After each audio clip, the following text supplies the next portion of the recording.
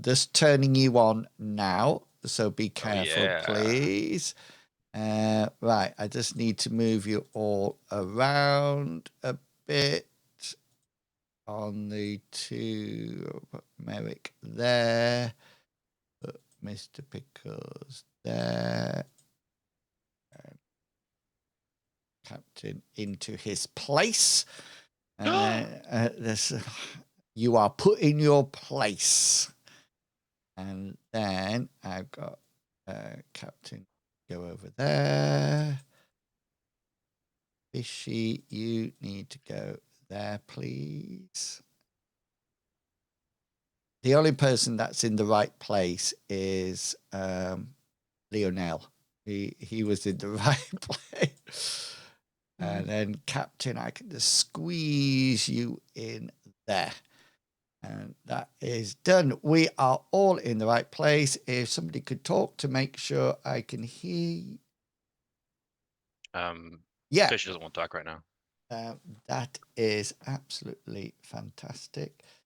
I don't know whether or not I should have the Twitch and the YouTube chat coming up on our overlay. I haven't decided whether or not I want it there or not. Yeah, it's a decision, isn't it?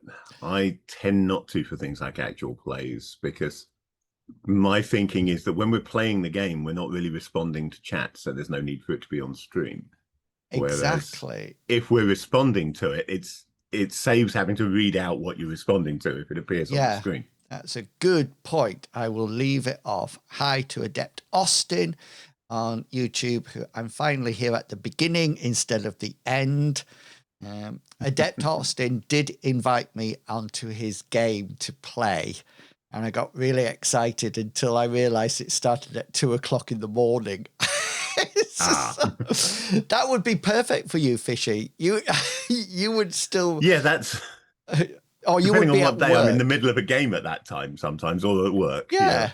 And I suddenly thought, oh, drat. My game tonight starts at 11:30, so I get about an hour after we finish this to get set up to run D&D. I'll pull you. I keep watching D&D games, and I try to get inspired by it, but my stumbling block is the hit point pool. That seems to be... Hit points are just... Once you get used to not using a standard hit point pool like that, particularly a level-based one, it's hard to go back to because it just feels so wrong. I think one of the characters had 152 hit points in the one that I was watching. I just thought, what? How many arrows is that? That's what like at a D6 per arrow, you're like a porcupine before you fall over. And that's what I thought. But some of the spells are nice, but a lot of the D&D-esque spells are actually in classic fantasy. Adept Austin says, one day maybe I'll move across the pond and we can play together. Yeah. Come to England or Scotland or Wales or Northern Ireland or Southern Don't need Ireland. to do that. You just need to be up at unsociable hours from your point of view so that they're sociable hours from Inwell's. Yes, exactly. You don't need to come over here. Just play at a reasonable time for me. That would be it. Yeah. Mr. Pickles, would you come to England? If I wasn't scared of drowning in the ocean. You know they have new technology now where you can fly above the ocean, right? That makes me even more uncomfortable. What if we crash in the ocean? We can't do that. You have a big boat to swim in next to. You could go via Alaska, because is it the Bering Straits that are in between Alaska and Russia? Yeah. Is that right? Because you could go there and that actually freezes over. So you could actually go across on a bobsleigh or so, with huskies. And no, there's no land bridge between Russia and Alaska. No, I thought it freezes. I don't think it freezes enough to where you can go across by foot. No. It did 10,000 years ago, I think. I think you need to brush up on your America. My America, we barely. Alaska is just Canadian America, right? Some would say those are the real Americans. Mostly my family Alaskans lives would up say there. that. Oh, controversial. Yeah, I don't think it ever freezes over enough for that. I'm just checking. Does the Bering Sea still exist? Yeah, it's Yeah. ever. I was confident with that one.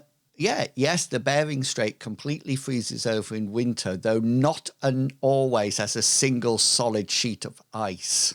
Yeah. Yeah. So So it might take a few skill rolls to get across. there is an island that's like there's two islands in between. Diomede Island, in the narrowest part of the strait, about 55 miles wide. Yeah. That is. Oh, and Russia owns the big one, and US owns the little one.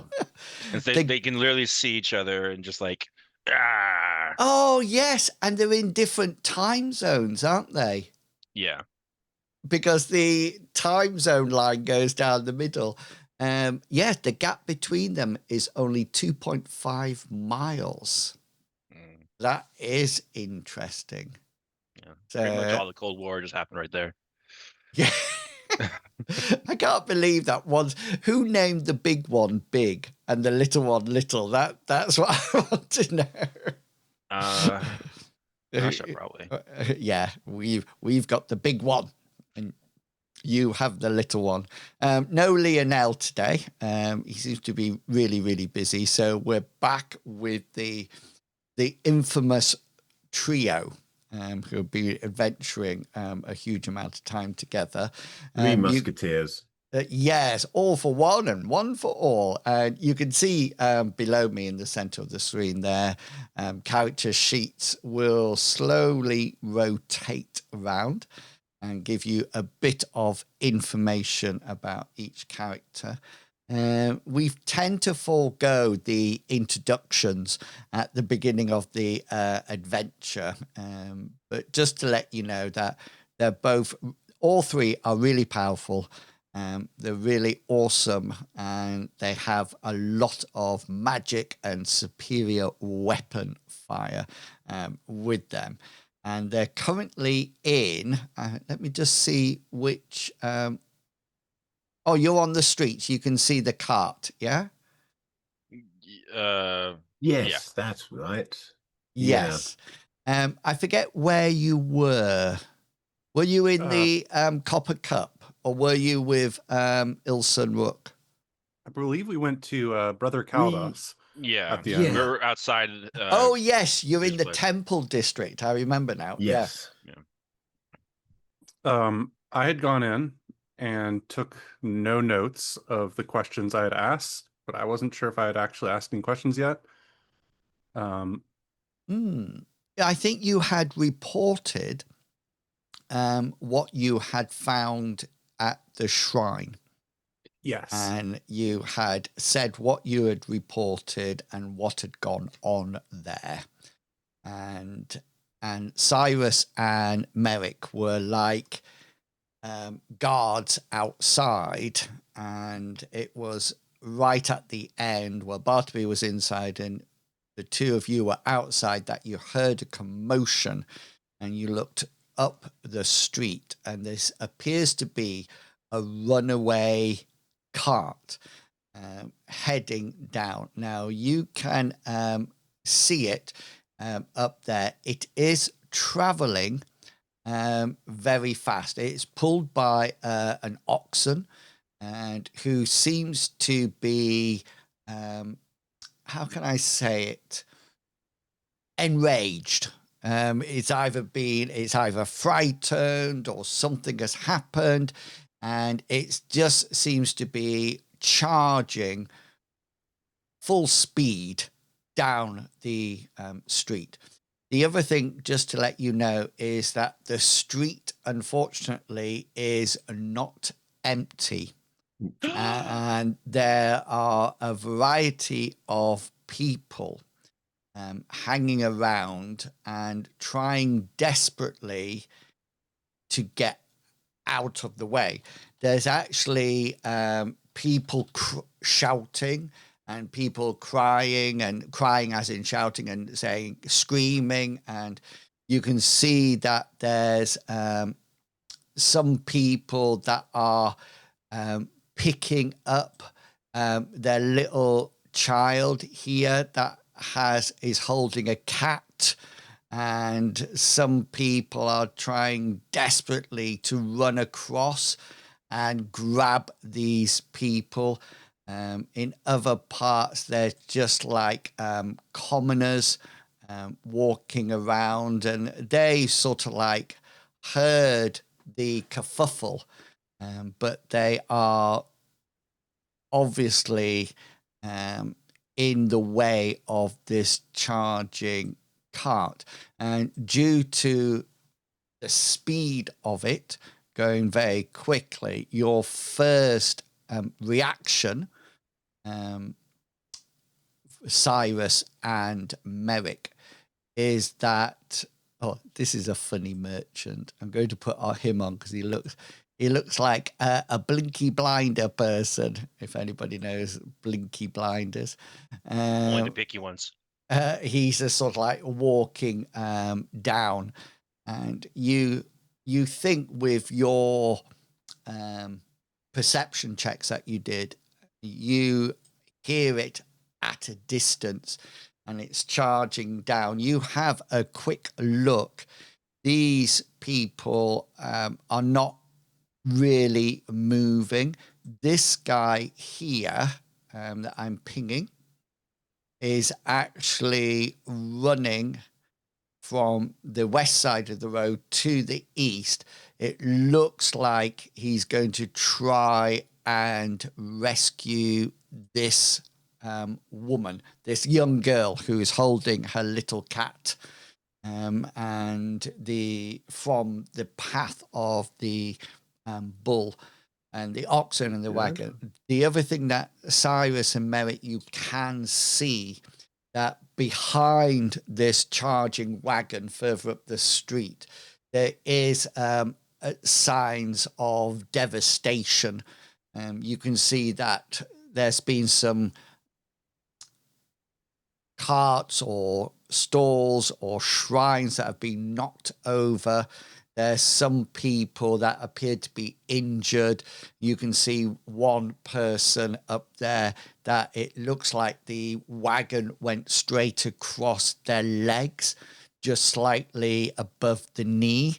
And there's a lot of blood, and there's people trying to console each other. And you can see some of the people have dived out of the way and tried to avoid it. It also looks like, just as you look up, one of the guards tries to step in front of the wagon and almost like to grab the oxen or the bull as it comes Smart. down. So smart. Super smart. Don't hire their guards for smarts, do they? Yeah, and he sort of like goes in to try to hold it and sort of like maybe divert it. And this oxen just sort of like, as he comes through, he just shakes his head and almost like impales him on one horn and flips it the other way. And he goes charging and flying through the air and hits the corner of a house and slums to the ground. So this is how we're going to play the situation. Merrick and Cyrus and Bartleby, you will always have your action before the cart does. Okay, you're the heroes in here. It will be you, then the people, then the cart. Okay, and you can go in any order between all three of you. It's completely up to you. Only question I have is, does it look like that this guy right here is going to be able to save the little girl or no? It's a good question. You give me an insight check. Ooh. No, I have Your- no idea. Your T-shirt is working. Yep. I should have worn a different T-shirt. Yeah. You quickly look up. You figure he will either grab the girl and be hit by the oxen, or he might actually get there and push the girl out the way and get hit by And an then be oxen. hit by the oxen. Yeah. You don't think he looks like he's going to safely get both of them out of the way.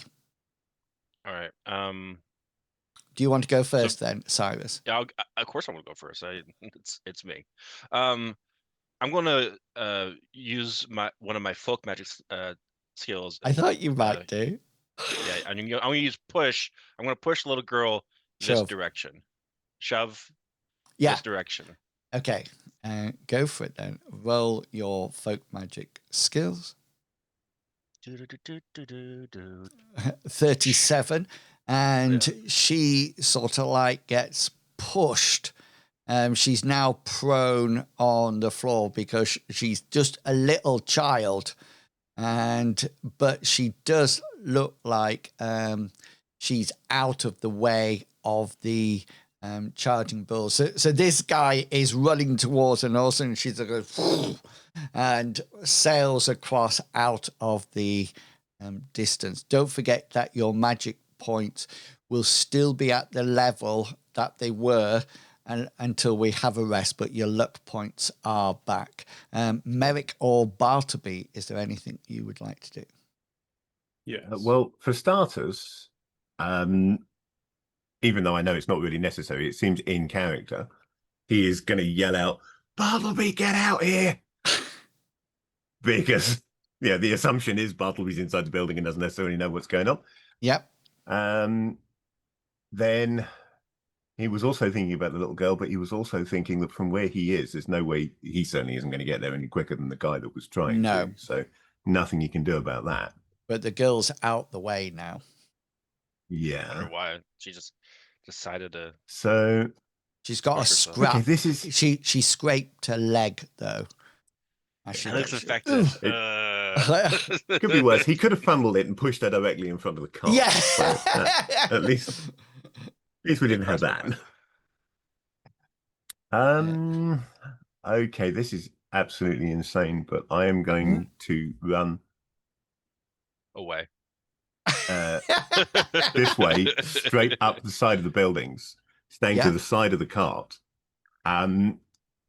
with the intention of, when the wagon gets further down, trying to jump onto it. Ooh. I've got no animal handling or cart driving skills, so it's a complete waste of my time, but it's just his instinct is to try and get on and stop the cart. Okay, do you want to move yourself to where you want to be? Yeah, how far roughly can I go? I'm not. You just say where you want to be. I'm not. I guess I want to get up to sort of about there. Yeah, that's because she's out of the way, and then as the cart comes past, try and leap on. You step on her back to get up on. Yeah, use yeah, I can use her as a stepping stone. Absolutely. Parkour off her. Bartleby, you hear the cry of Merrick to get yourself out of the shop, shall we say, Brother Caldos's shop. What would you like to do? Well, that is, of course, my goal. When I hear people tell me to help, I would immediately then go outside. My question is there anything I can do after going outside, or would the rest of my turn be just you could getting have the details you've shared? You can have an action. I don't mind. Okay, then I know exactly what I want to do. Convert. Lightning strike. I warned you all. This wouldn't happen if you worship Emil. I know what you're going to do. The worst of me. I actually did predict what might happen, what your actions would be. So Bartleby, go for it. Well, then this should have been really easy to predict. I'm gonna pray to my goddess to calm this enraged oxen. Yeah, so I do have roll your folk magic, isn't it? Yes.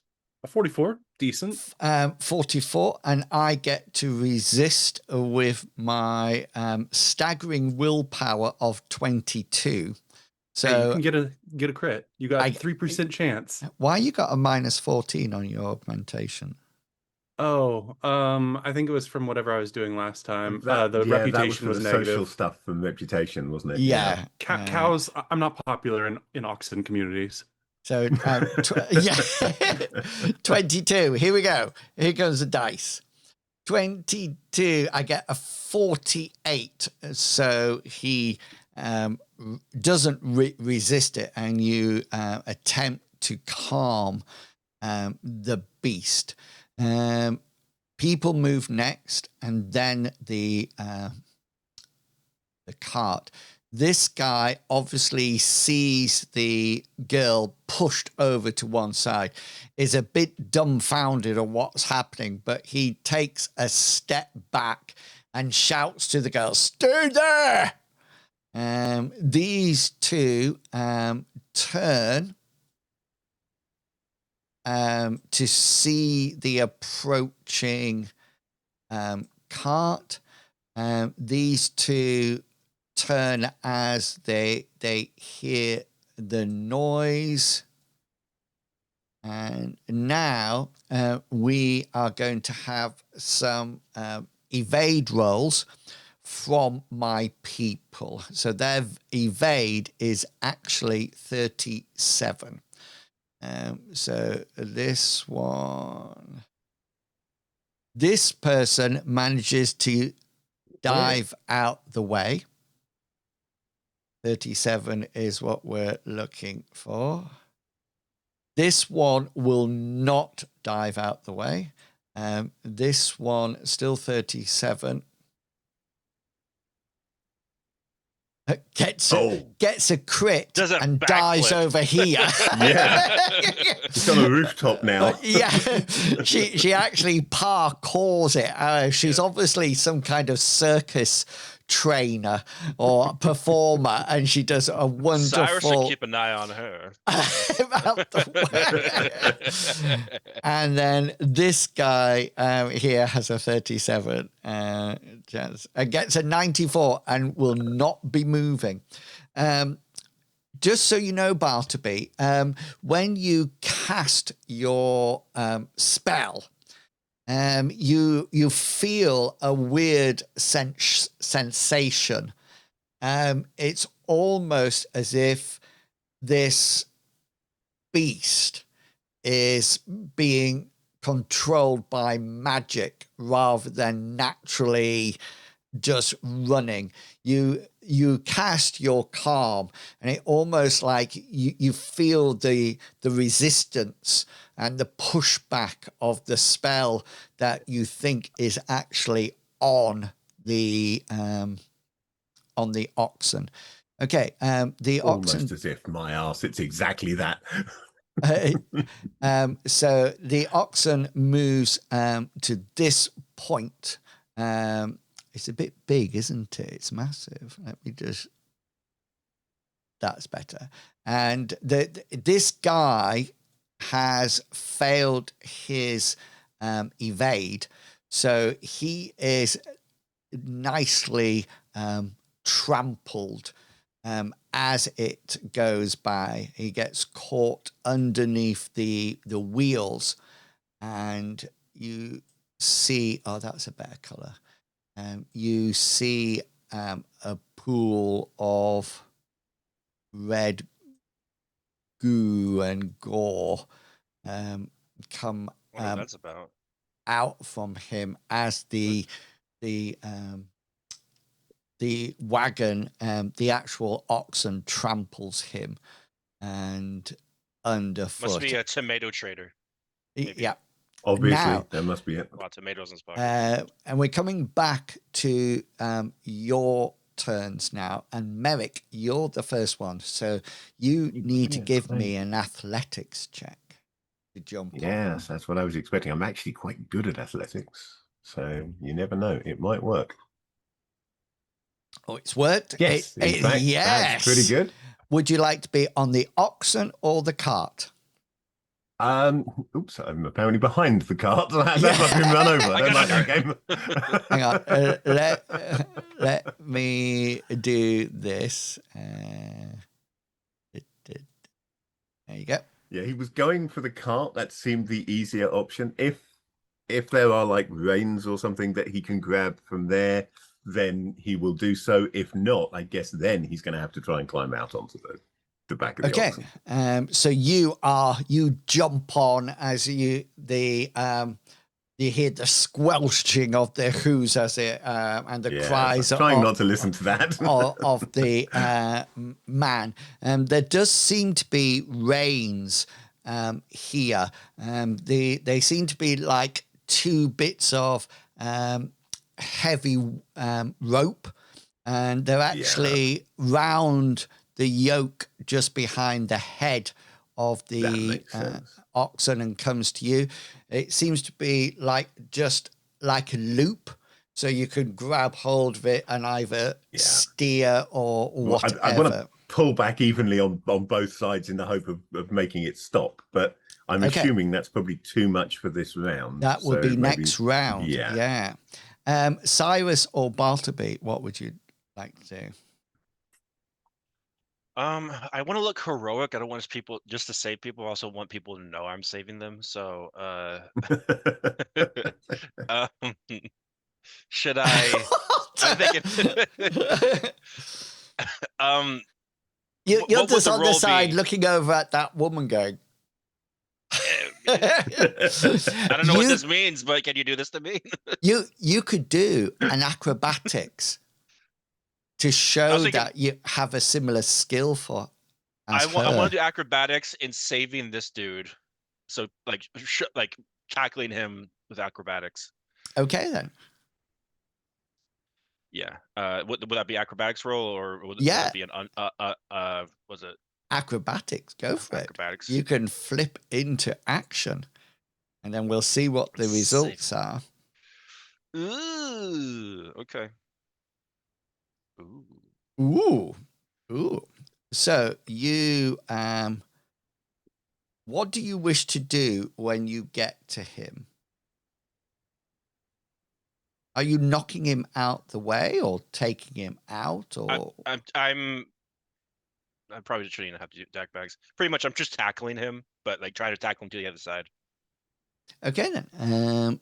So you flick flack over there, or you do an aerial and no-handed cartwheel, and this you catch this lady's attention.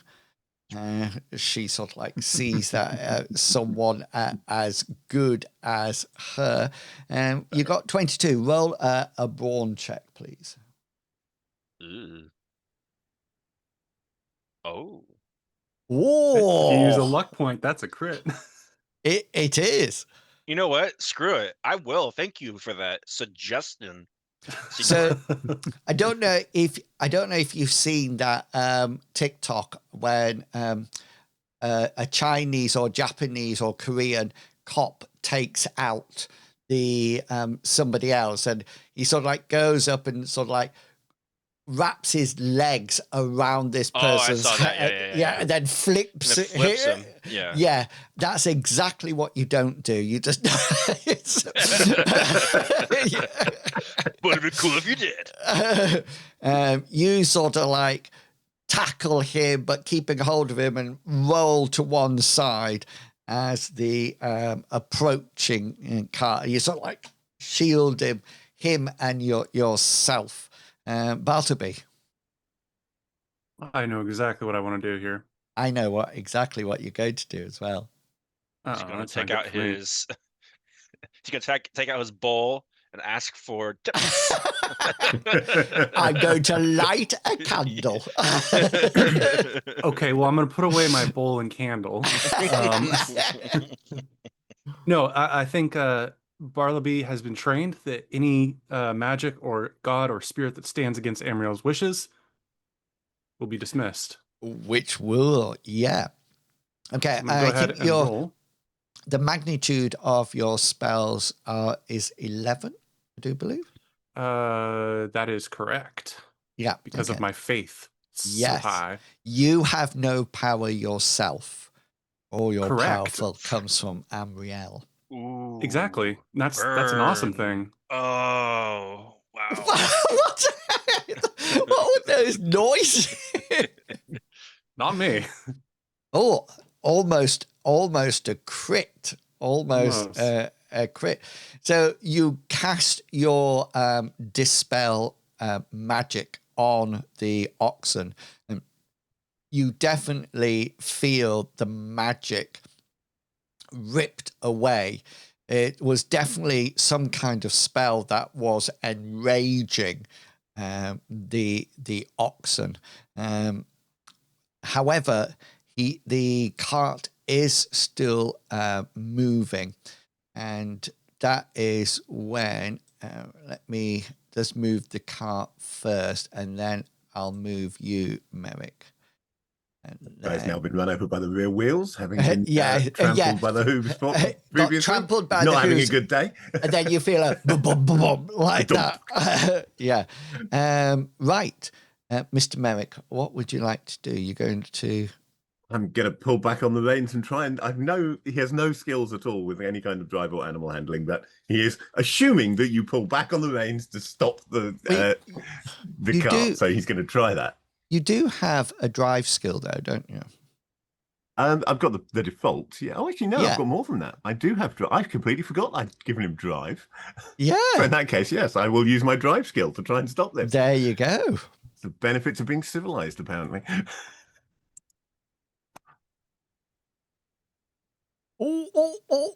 But I missed it. However, I think I'm going to try and re-roll that. Okay. A re-roll, first point of luck coming off. My luck points.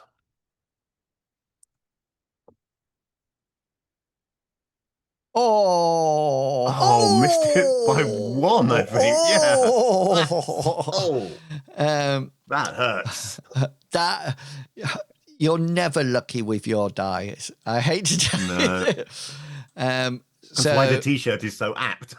It certainly is. So the cart moves, and Cyrus, you've rolled to one side with this dude, and Bartleby, as you see the wagon going past you, you see Merrick in the wagon pulling back as much as he possibly can to... Little does Merrick realise, but in Argent Reach, whoa means giddy up. Yeah.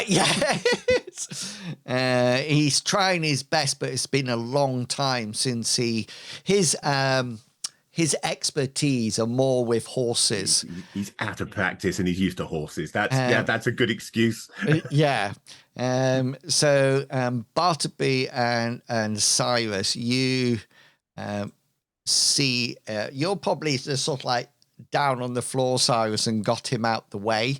He sort of like looks quite shocked, but at the same time quite pleased. Bartleby, you dispelled the magic, and let's say you can go first, Bartleby. What would you like to do? My first question is, my only question. When I cast Calm, is it the sort of thing where I felt the prayer come down and it was sort of reflected off or unable to take hold because there's magic, or is it still active and trying to calm him? It didn't get through the spell. So I opposed the 2 spell rolls. And gotcha. So the magnitude, because folk magic only has a magnitude of 1. That makes sense. So, but your magnitude 11 removed it.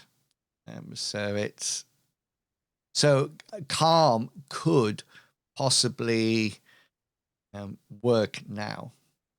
That is exactly what I want to do. And now I'm thinking about it. If I knew all this, I should have probably used Pacify from the start, since that is a miracle. But regardless, I'm going to say calm. Yeah. Calm yourself, Brutus. 8 to 58 out of 99. The oxen's passions are dampened. I just love that. Yes! Calm attempts to dampen the passion. The passion. Dampen all your the time. speed. This is So how does I that mean help the you can group. I use calm dampen. to stop Cyrus drinking? No, Yes. I would never do that. Bartleby enjoys it. Merrick, can you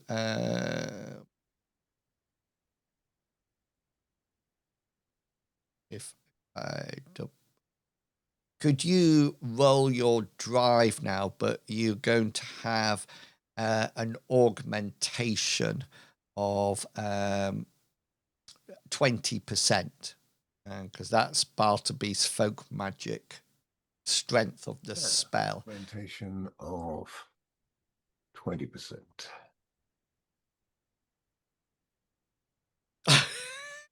I can't say. So the cart carries on down, and with Merrick still at the reins, it seems to get down almost to the end of the map. Can I, as a free action, as I'm being dragged this way by the cart, can I yell back over my shoulder, "Don't lose my sword"? Yeah, where is your Because he sword? would have had to drop. He would have had to drop it where he yeah. was standing because it has a scabbard, but it doesn't attach to his belt or anything. He just carries it. So he'd have had to drop it when he He went will running have for had the to cart. drop it. Well, that's his fault, really. So you do notice that It's a big sword. you do notice as the cart continues down the road, the street, it slowly calms, the oxen calms and slows down. It actually looks Nothing like... to do with me, but it does it by itself. But the important thing is that it does look like it's you, Merrick, since you are on the reins, Yes. pulling them back. I'm acting as a mask so people don't assume that we've used unholy magic yeah. to do this. And you sort of like pull it up. You notice there's some guards coming in now from various angles. And there's some people are cheering you, Merrick, and sort of like, it looks like you've actually died. Sorry, chat has just said, chat just said, Merrick shouts, out to the rest. Shouts out to the rest. Now this is pod racing.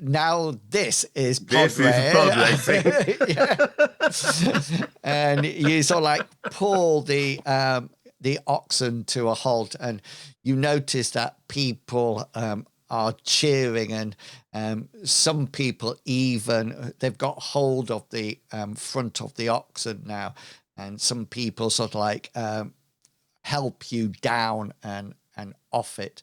And your reputation has just gone up by 10% as you are congratulated.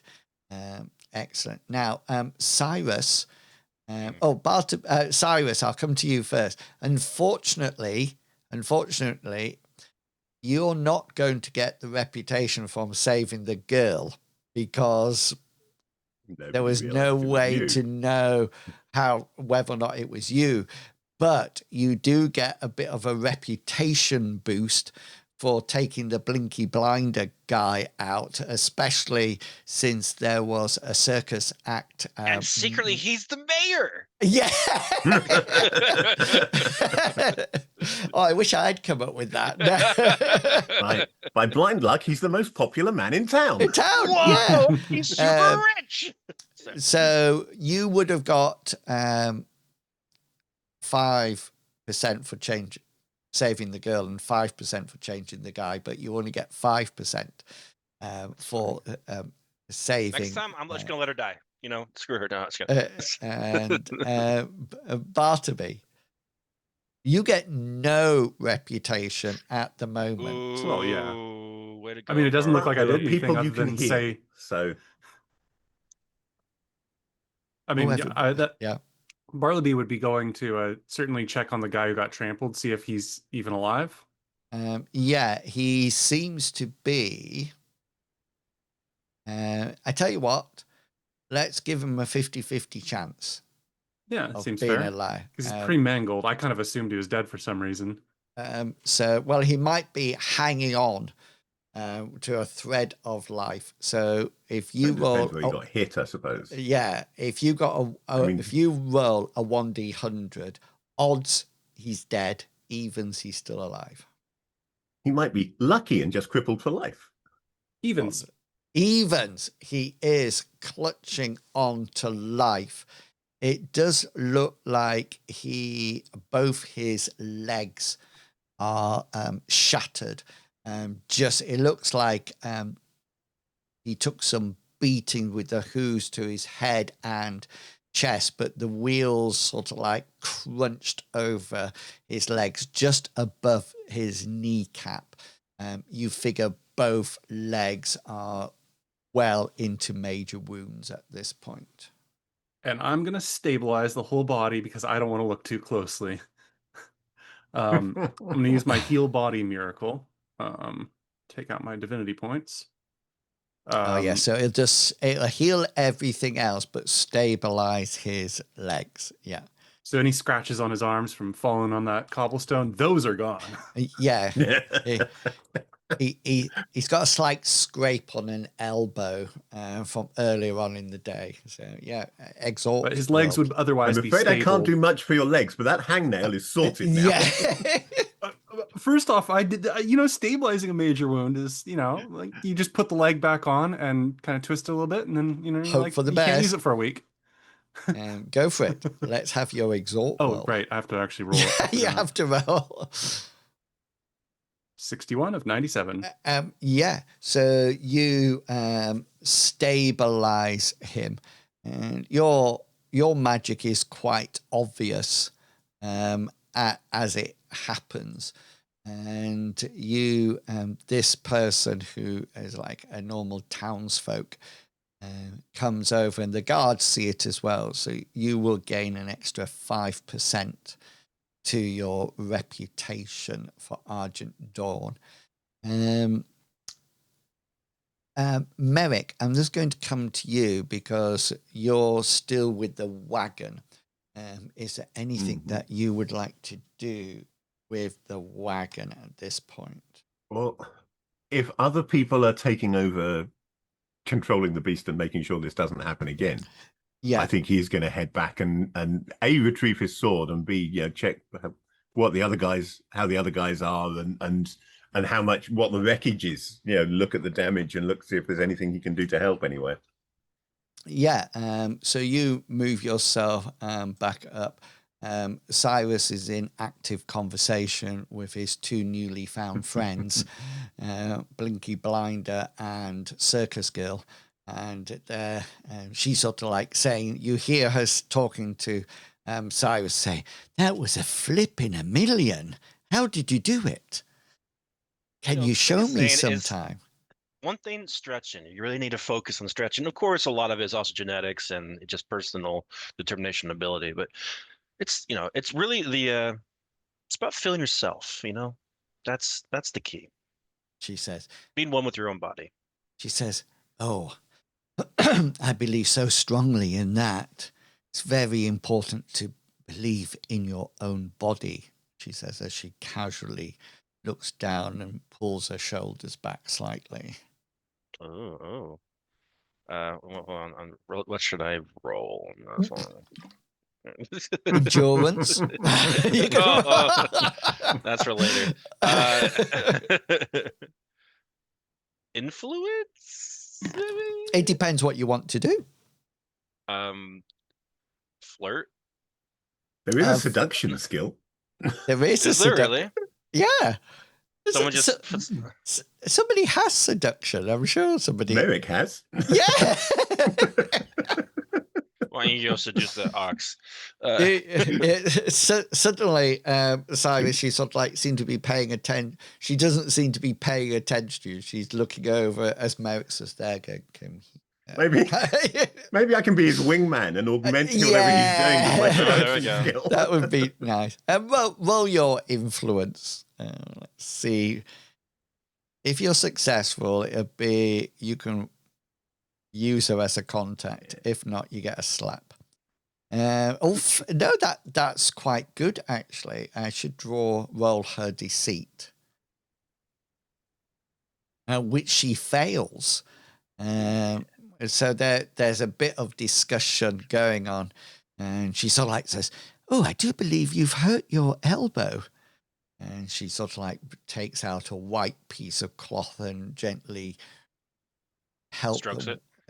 Strokes your elbow, removing the blood. And this guy gets rather embarrassed and just sort of like turns around and sort of like walks off. She's actually running her hand through your hair. Look, can you see the token? How it's Yeah. ended up? Yeah. I thought she's giving me a noogie. A what? A noogie. It's when you rub someone's like hair. Oh, like that. Yeah. Oh, I never know that was called a noogie. You usually put them in a chokehold first. And then Oh, you do oh the- yes, yeah. And what's it called again? A noogie. That feels like the wrong term, even though I know that's correct. Feels like a slur of some kind. Well, Is it- it depends on which head of hair. Is it Nuggie? Yeah, sure. Noogie. I thought Or it had maybe- two no, or- O's. Maybe 2 O's. I don't know. Oh, like noogie. Noogie. Yeah, maybe it's like a nougat, like in a candy bar. No. Yes, it's when you rub nougat in their hair. I'm going to a noogie. meaning- Wow. The mechanics, the setup, the giver typically wraps one arm around the receiver's neck. Yes, would- it's a noogie. Yeah. Sometimes mildly annoying act of putting someone in a headlock and aggressively rubbing your knuckles on their head. Example, his big brother gave him a playful noogie on the head. But then it's also an affectionate, childish term for bite-sized pieces of battered fried chicken. Nuggets. Oh, no, that's nuggets rather than nuggie. Yeah. So, oh, yeah, there you go. We learned something new. So, Bartleby, you have stabilized this guy. Merrick, you can be up with Bartleby. It looks like the guards have started to sort out the commotion. The young girl's father comes up and thanks this guy for saving his daughter's life. And there's some friendly, brisk hands, shake of the hands. And Brother Caldos comes out and just sort of like looks around and mutters to himself and returns back into his shop. What would you like to do? Well, it seems that there is something magical that is affecting these animals. I'm going to just say to Merrick? Again, another. It sounds like something is targeting this town. and animals. A lot of Well, animals. the animals are part of the town. Yeah, but like the river roper seemed weird. Those little critters in the woods, they seemed kind of not expected by the townsfolk. To Ilse be and Rook honest, the seemed- flying things weren't exactly normal on the day we arrived. And neither Well, was yeah, the there's the- giant scorpion. Exactly. No. We were having a lot of weird things with animals. One of the shrines Yeah. in the town was defiled and I don't know. And then we have fish that are washing up, fish and animals washing up on the shore of the lake, dead. Like I said, sounds like some supernatural force is targeting this town, trying to make trouble for it. Maybe weaken it. Well, we know that he is coming and that his demonic forces are Oh, yes, you got hiding that out in the last, woods. yeah. So it sounds like maybe They're trying to weaken people's morale and resolve ahead of the attack.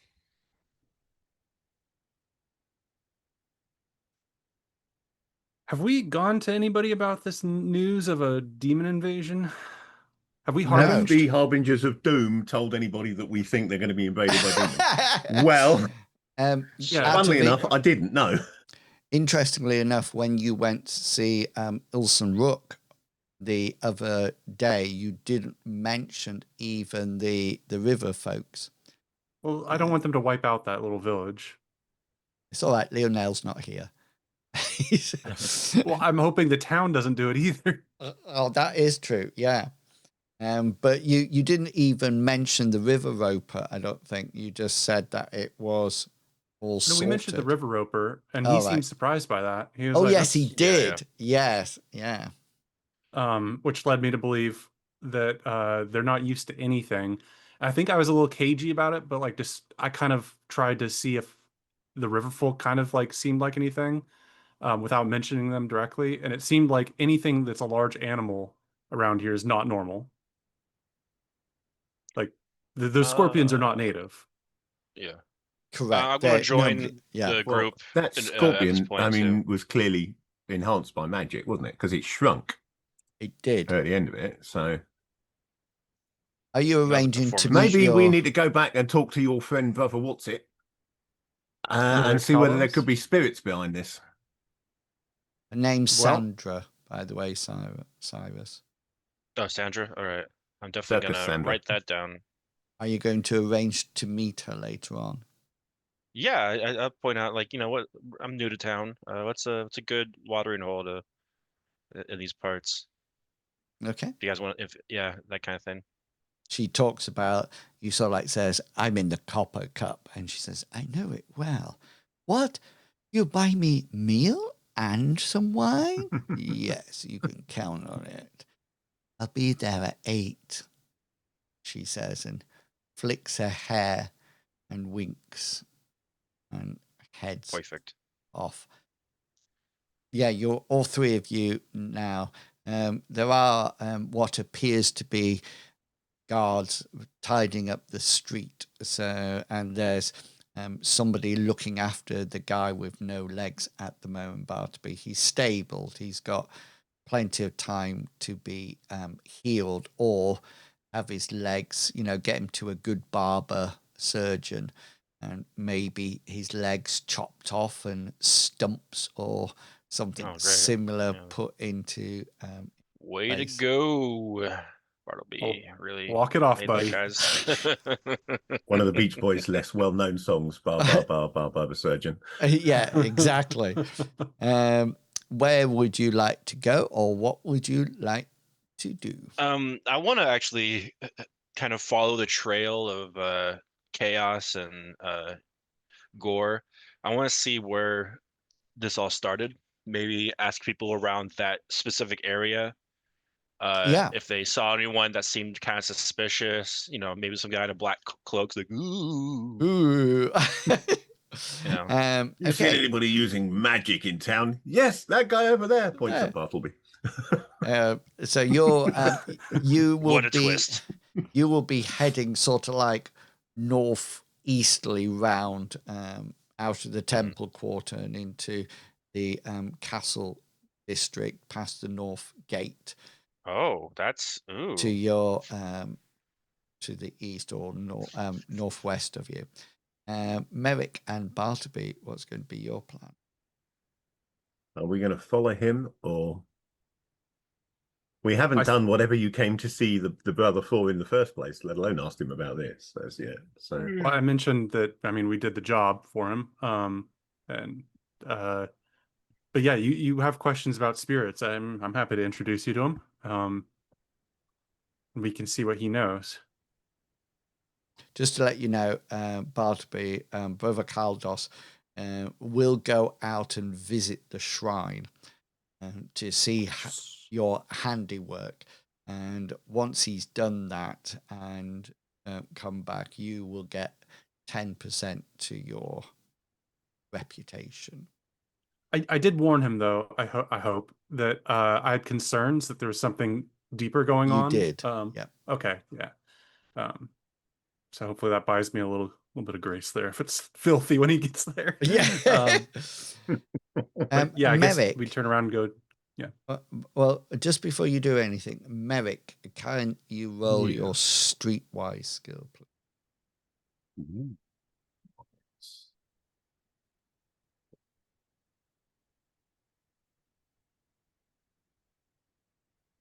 Okay. I can roll it. I can't succeed at it. And no, it's not even worth a point of luck to change that because it wouldn't work. So yeah.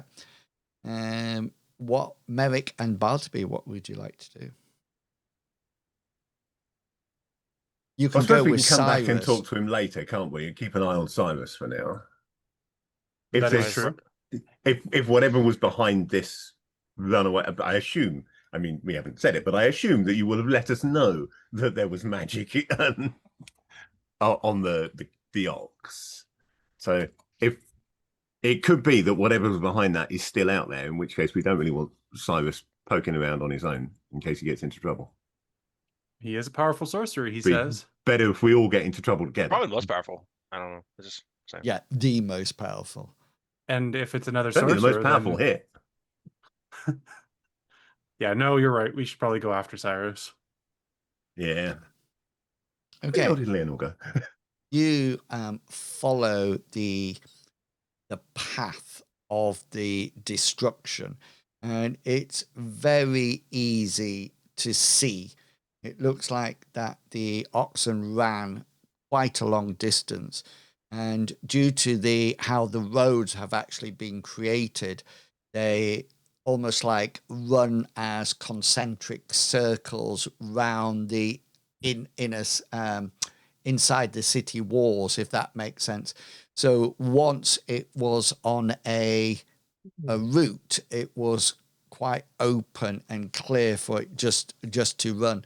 You notice that there's various degrees of people that have died out the way. As you get further and further up the road, it looks like people are recovering much better. At the beginning, it looks like the ox and the wagon didn't have a huge amount of speed or anything Would have like taken that. time to get up steam, wouldn't Yeah. it? You do notice, Merrick, that there was nothing in the back of the wagon at all. It was completely and utterly empty. And then can you all roll for me a perception check? We'll go for. No. Okay, so the You only made a roll.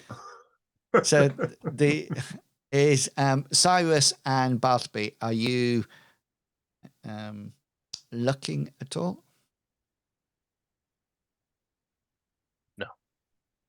You know what? I think I'm going to take the luck and turn my 71 into a 17, just in Okay. case there's anything formidable that I can see.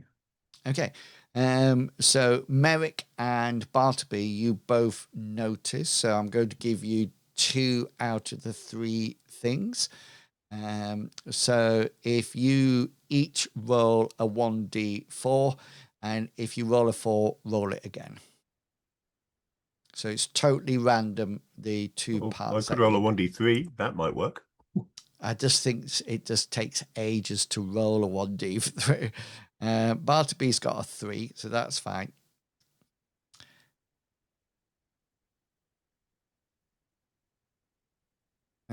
Would you like 4 or 2? Would you like 2? You can choose 2 or 1. Otherwise, I'll take 2 then. 2. So Bartleby's taking 3 and you're taking 2. Okay, so Merrick, this is the first thing that you notice as you are walking up to the starting point.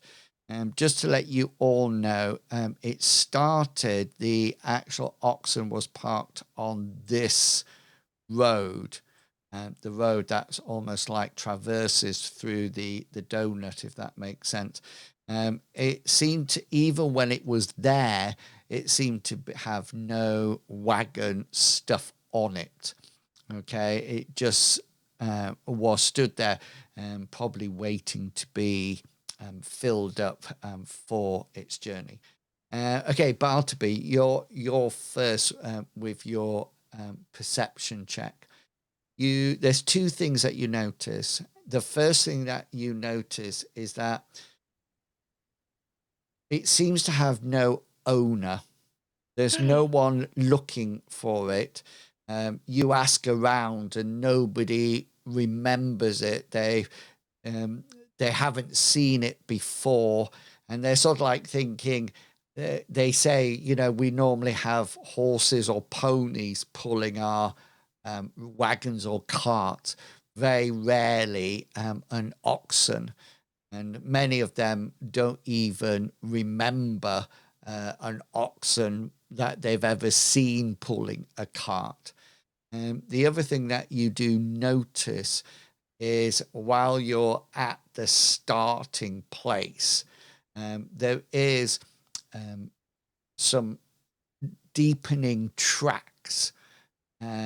You think maybe there was something in the wagon that was then removed, if that makes sense. It looks like where it stood, the tracks are deeper than once it started to run.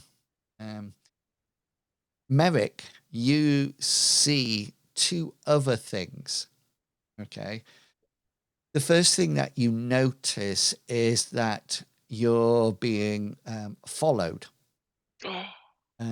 As you cross over the road that goes from the North Gate into the Deep Lake, as you cross over that, while you're in the Temple Quarter, you don't notice anything. But it's only when you get into the next part of the district that you notice the children, again, the urchins, that seem to be watching you from a distance. They seem to be interested more about where you're going rather than yourself. And you actually, the other thing that you notice, not only have you noticed these urchins following you, you also notice that some of them you've seen before in other parts of the town. And they seem to be waiting, you know, as you go up the road and you look to one side, they seem to be two or three of them seem to be out in the road, but as soon as you look, they sort of like go round the corner of the house, so you can't see them anymore. And when you look the other way, you see the same sort of thing happening. They're definitely watching you and the Cyrus and Bartleby as well. But they're definitely following you. For what reason? They don't seem to make any aggressive act or anything like that. Interesting. Oh, yes. Very much. Yes, cool. Yeah, so you're all... Merrick will point out subtly, you know, discreetly point out the kids to Cyrus and Bartleby, and explain the tactics that they're using to keep an eye on us. They're working by shifts, so when you spot one, they'll fade out, but someone else will be watching from another direction, and then the first one will come back in later. Clearly well coordinated. They've done this before, and they seem to have taken an interest in us. I mean, we are new in town. Yeah, and we're getting involved in shit as well. I mean, this is the second occasion of our saving people in town. And the impression that I've had is that these kind of things don't normally happen. Hence the whole Harbingers of Doom thing. We've turned up and things are going wrong. And yeah, we're saving people from them, but they weren't happening when we weren't here. So I think a lot of people are torn between whether we're here to help or whether we're behind it all. Yeah, Who it doesn't knows really what help these with kids are thinking? the suspicion against us, sure. But I'm pretty certain this is the Rag Pickers Circle. Pretty certain that's who these kids are. The what? The Rag Pickers Circle. Yeah, the Beggars Guild. Mm. If There's we can guilds get for in with that now? them, there'd be a useful source of information. So hopefully, whatever they see, they'll like. Well, I don't know if you want to hang out with a whole bunch of kids, feel free. I'm gonna go. Cyrus. I grew up with kids like that, right? We all grew up with kids. No, kids like that. Oh, The okay. street kids, dodgy ones. My past is not entirely as shiny as my sword is.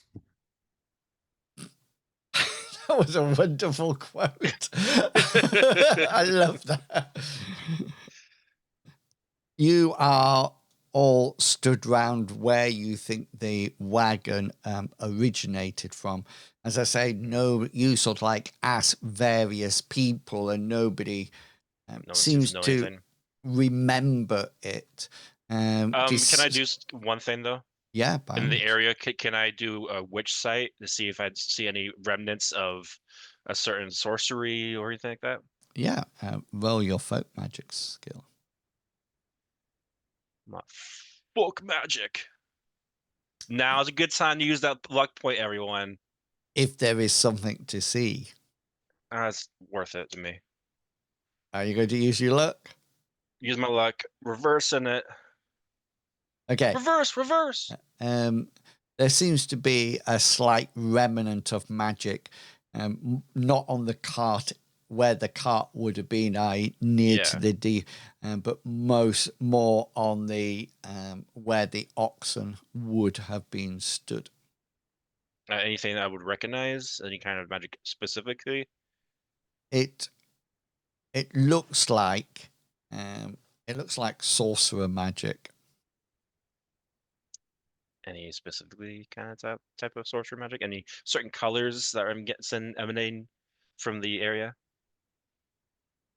It's quite strange because it doesn't appear to be order magic, if that's what you're asking. It seems to be you're not even familiar with the spell that it could be.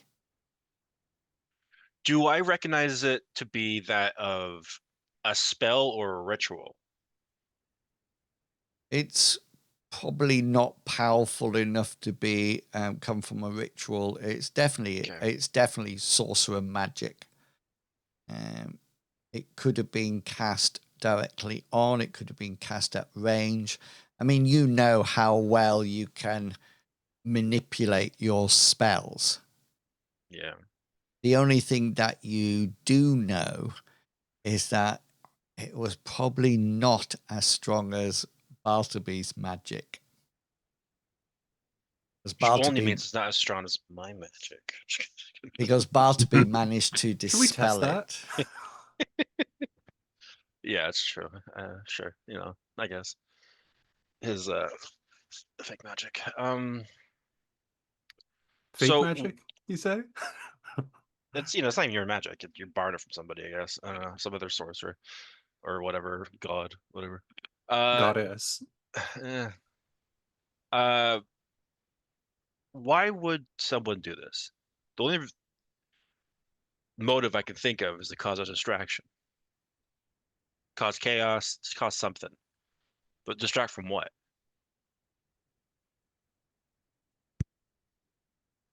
What do you think happened here?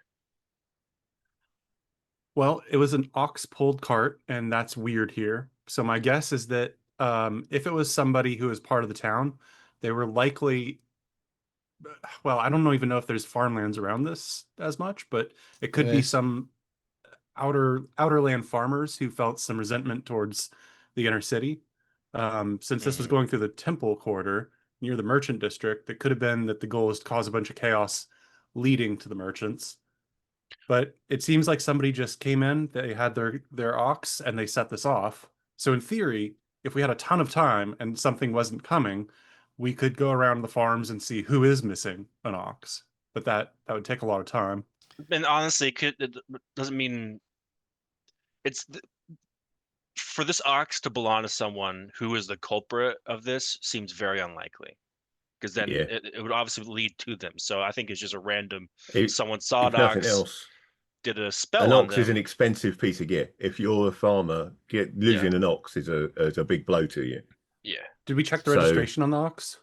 Yeah, it's got I a didn't- no, brand I didn't on this reach item. into Evil its glove sorcerer. compartment. Do not resale. Yeah, I see, need to you put can a see it very right on the big vent. glove on to get into its Oh my little God. glove compartment. This ox is a cut and shut. It's actually two oxes welded together. Oh. To the south of Argent Reach, I think you're on the hex map. You can see that the dark green is arable farmland. I'm not saying that every hex is full of crops or anything like that. There's That's where slightly the city's food supply is coming from. Yeah, the lighter part seems to be more animal kept, basic sheep, pigs, cows or cattle of various descriptions, chickens, hens, ducks, etc. And then Bingo was his name, Argent Reach itself has a small farmland area that is there. So if attacked, We passed through that on our way here, didn't we? yes, you did. So it actually almost like makes its own food inside the walls of the town. See, this is the boutique stuff here within the walls, not being imported. So it's 3 times the price. Yeah. And just visually around where we think the genesis of this event happening, is there any building? Jesus, I didn't do that. Dramatic zoom. Dramatic zoom. Do you think there's anybody for whom this gesture zoom thing is more, is not more trouble than it's worth? You're One not of these using the days, spell it's gonna right. use it. Yeah.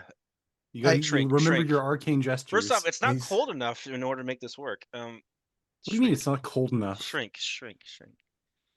This has Oh, nothing to smaller. do with the zoom. He's just practicing his arcane There's- somatic Don't look at my components. face. Don't look at my face. Don't look at my pores. So question: Is there What anything kind in of, the hang on, what kind of camera is it?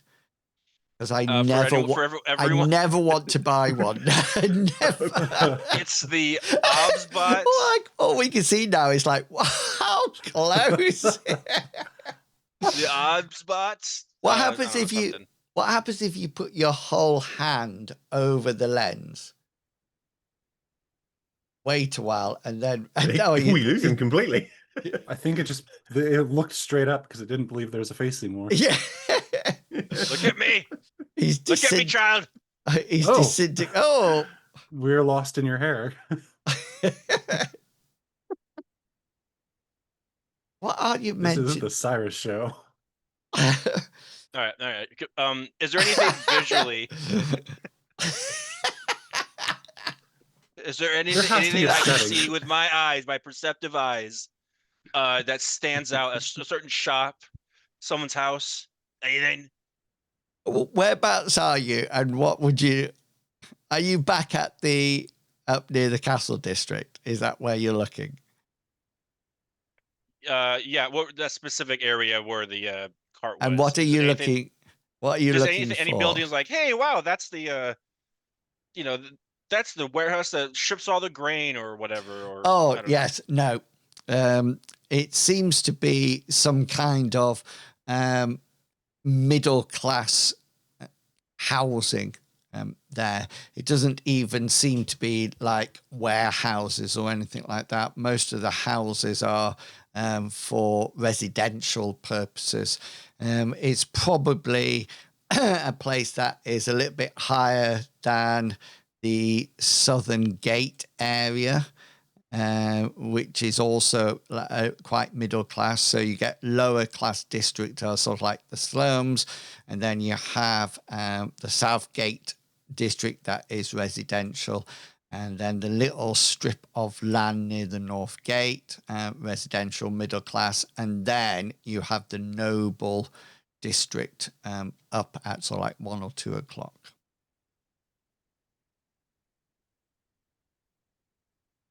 Say the last 2 sentences. I got my camera to work out. What do you want to know? Last 2 sentences of what you just said. 'Cause I just figured out how to zoom out my camera. Okay, so Southern Gate area is middle class.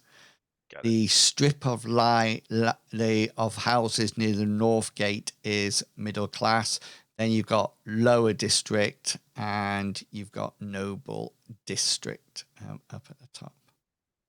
Right. I am assuming that you are in the Copper Cup. Lionel started to drink early this morning and has now been taken to... I do want to actually stop at one place before we do make it to the Copper Cup. Yeah, by all means.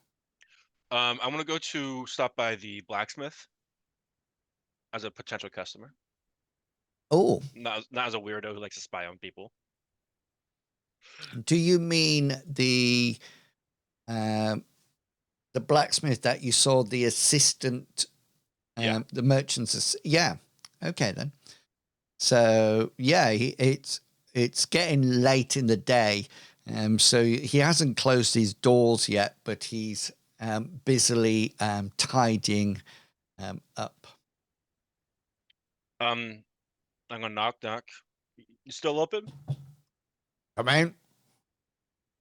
Hey, sorry, I got new to town. I'm looking for a sturdy blacksmith. I bring out my glaive. Kind of looking for someone who knows. Right to his neck. No, kind of look for someone who knows how to cast silver on the blade. Is that something that you might have ability on? Silver. Yeah. Oh. We use silver for the Argent Crowns. We've never put it on a blade before. It just kind of helps purify it. Gives it a little glint, that kind of thing.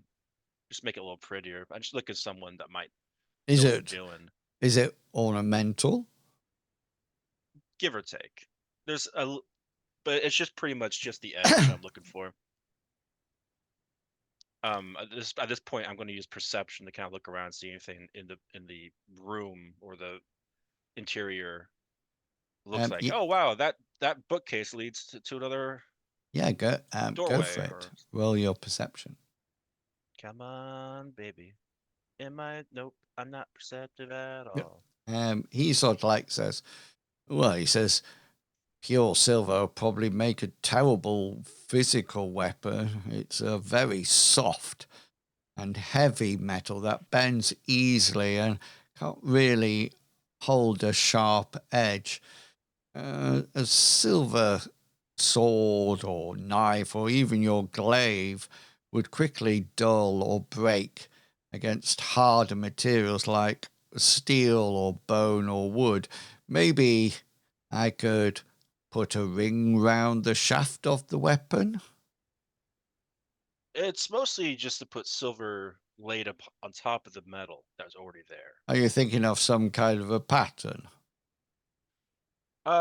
It's mostly just in case I run into something that doesn't like silver. He says, I could put a couple of lines of silver on it if you wish. Yeah, maybe we can discuss price and whatnot. Actually, I have a question. Again, as I said, new to town, and you probably know more about this area than I do. You don't happen to have like a merchant, a young child in the back. You know, young child in the back. You don't have a children's sweatshop under here, do you? Yeah. Do you know any shop that sort of sells like kind of weird, exotic things? Either stuff for like incense or weird books from afar. Anything that just seems.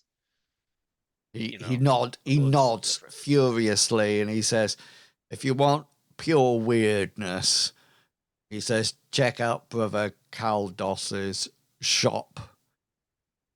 Where would that be? It's actually in the temple area. It's where you just left. That Bartleby was inside. Okay, got it. That's just Um, a weird place to be. Okay.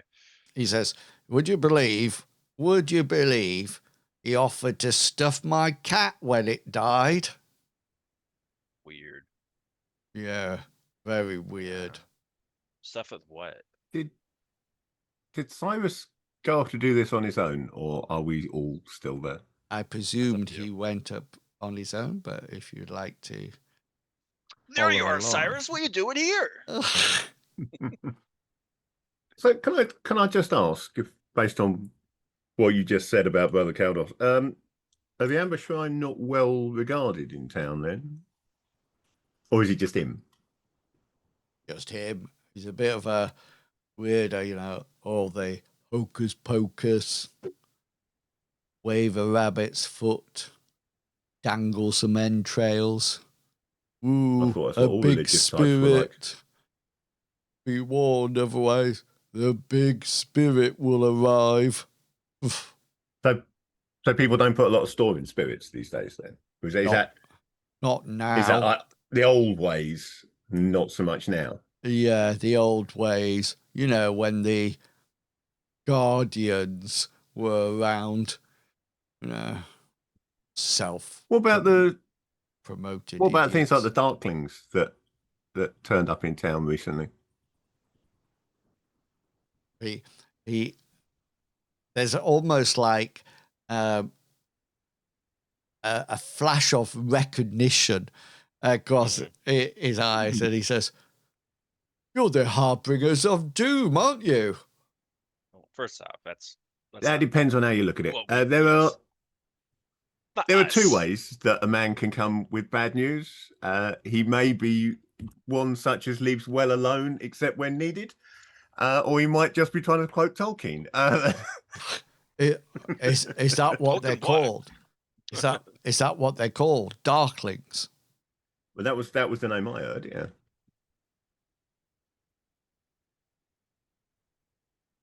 Those flying things cause no end of trouble. You know, and obviously it's probably why I'm really here is I'm trying to find any I possibility heard. to make fighting them more easier. I essentially. heard that you were brought in being clutched in their talons. They flew you in over the wall and dropped you into the street. Now there is We a actually word killed for them. that, and it is also the plural name for a male oxen. It's total bullocks. Is that what it? Well, I've heard it several times from several people. He looks at you, Cyrus, and he obviously recognizes the red hair and everything. And he says, "You were riding that giant beast, weren't you? You're the one who was riding it." What beast?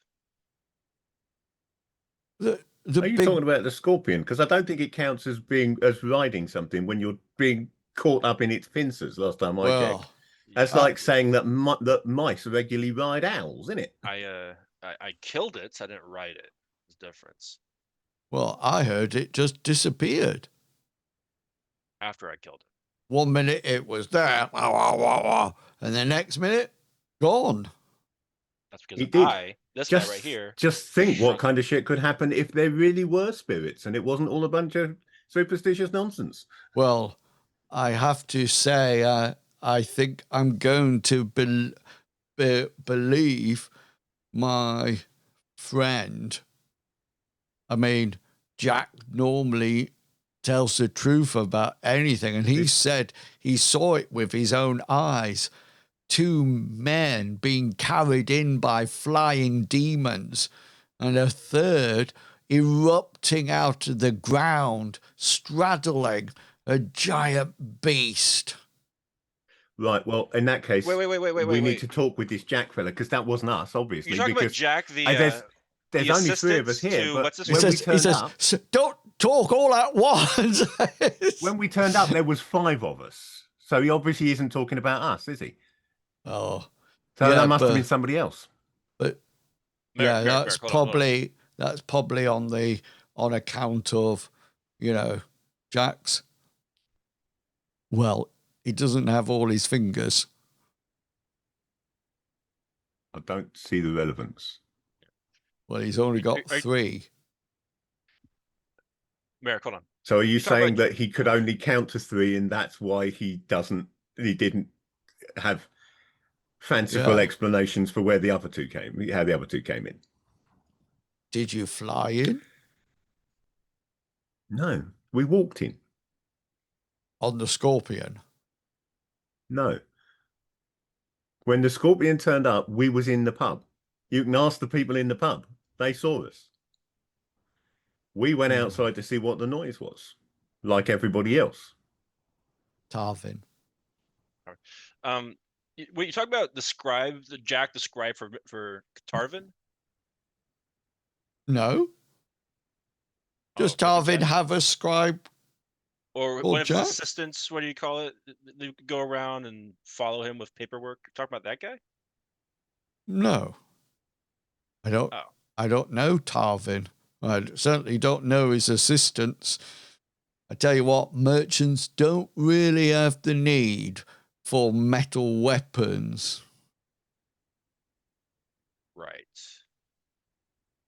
Yeah, no one buys or sells. Oh, I weapons. understood you were a blacksmith. You're a weaponsmith, are you? He says, I can turn my hand at anything. I've got several crafting skills, really close to 100%. In that case, I'm actually quite keen then to, as you know, we're new in town and we're still looking for a place to fit in, preferably one that doesn't involve fighting giant scorpions and nonsense like that, because it's really not what we prefer to do. I actually have a little bit of skill with bladesmithing myself, not a lot, but if there were any apprenticeships going on, available, if there's someone that maybe I could get a gig with, that'd be very useful as a way to settle into the town better. He looks out of the door and says, come back tomorrow. The day's almost done. Come back tomorrow. We'll see. I'll come back tomorrow then. We'll see how good Show you what are. I can do. With your roles, I'm looking forward to that. Yeah, yes. I'm gonna probably going to settle down to make a knife role. and I'm end gonna up give with him a 3 doily. crowns for his time. I'm like, thank you. I'm gonna consider what to do with the silver on my weapon. Thank you. I don't want to seem like we waste your time. I give him three ardent crowns for his thank you information. And he sort of like puts it in his front pouch, and he's a sausage. Oh, Tarvin Hurst. He said he was the worst. He's the worst.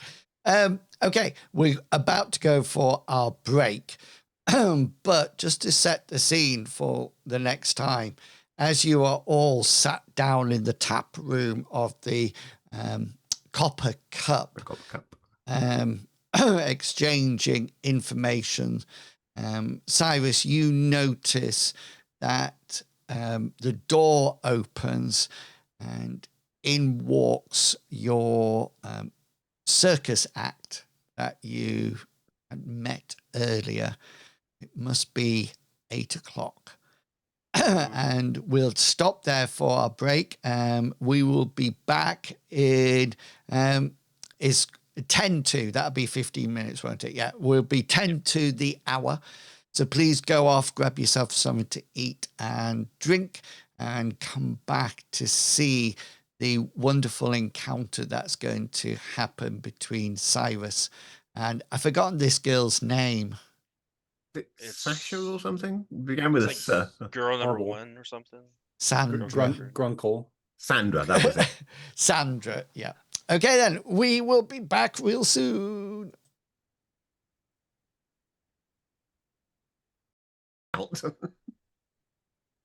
No, that's just true. I keep. That was a strange sight. It looked like Captain was just sort of like walking through the air. I kept thinking he had a cat. We are live, by the way, because is it a branch sticking out on his on his backdrop. If you just move to one side, Captain. Can you see there? There's a branch. I kept thinking it was a tail of a cat. So we are currently in the Copper Cup, and Sandra has arrived. Cyrus. She seems to be dressed in what can only be described as a maid outfit or a tavern serving wench outfit. She's got like a full skirt waisted just on her waist dropping down. She seems to be wearing boots, and she has a quite loose fitting off the shoulder white blouse. Seems to have sort of like crisscross here with 2 bits of string, but it's open and revealing. A slight hint, well, not really a slight hint, a big hint of a cleavage. I'm going to approach her and let's see if I can pull this one off. I'm going to roll curtsy. Nice, go for it. Courtesy. Here we go. Oh! Use a point of luck. Make it a 2. Do I have to do any role playing if I make it a 2? Just like presume things just go my way. You'll need a role play. Yeah, well, it's interesting because she sort of like smiles and greets you nicely, and then sort of like looks around for an empty table, and she sort of like walks up towards it and sits down, and I presume you're joining her. Yeah. I join her with a bottle of wine. Well, she actually orders one from Mix, and it gets brought with 2 pewter goblet wine glasses, or shaped glass pewter ones, and the wine is popped, or the cork taken out at the table, Cyrus. So it's a brand new bottle, and the maid sort of like pours yours and pours some into Sandra's, and she goes to walk away, and Sandra just grabs her arm and says, "You can leave the bottle." And she sort of like leaves it there, and Sandra picks up her little goblet and says, "Here's to a very pleasant and interesting evening." Goes to clink her glass. I cheers the glass. And smile.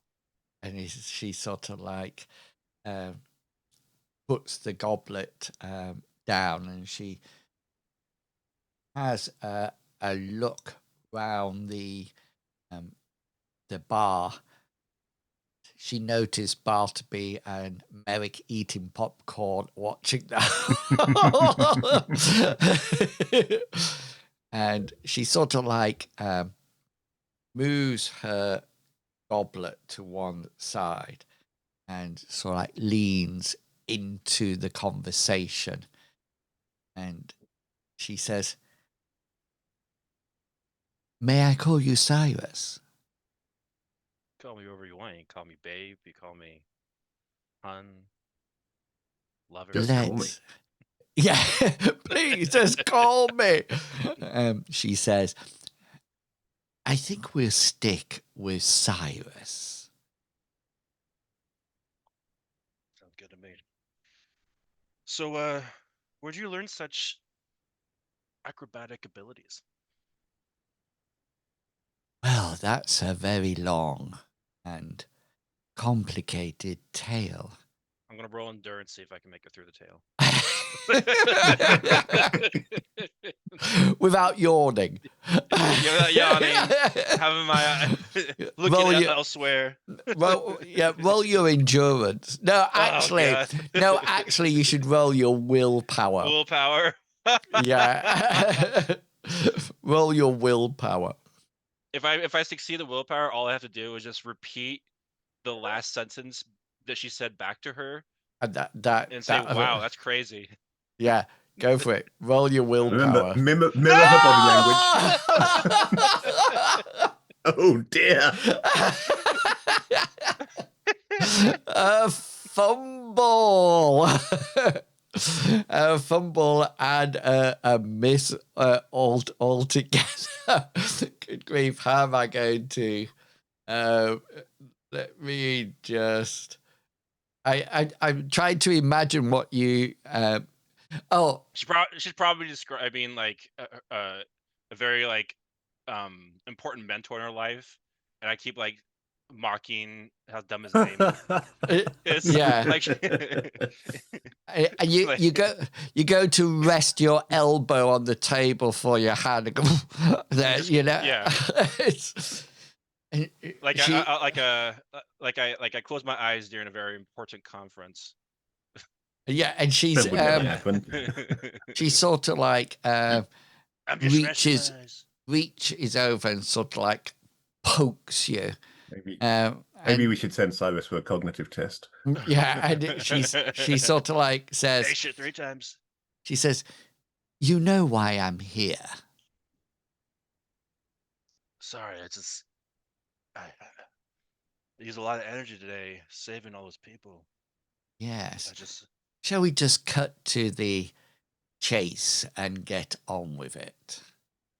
I got a room Glances. And I just I grab her hand and set up, and we just go upstairs. And once you grab her hand, roll your brawn for me. Fuck.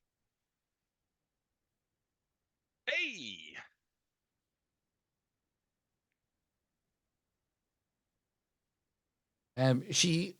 You grab her hand, and she does her arm. She does something quite interesting as you pull her arm, and she almost like goes with it on purpose, as if to sort of like put you off balance, and you sort of like stumble a bit because you were expecting some kind of resistance, and she takes her finger and places it over your lips, and then she says, "We need to talk business before anything else."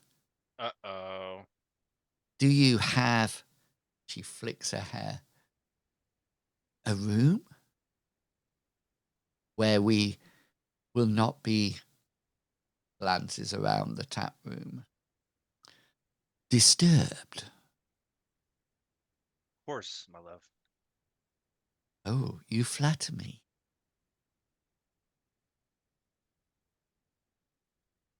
Would you like to see it? "Oh, please. Show me around."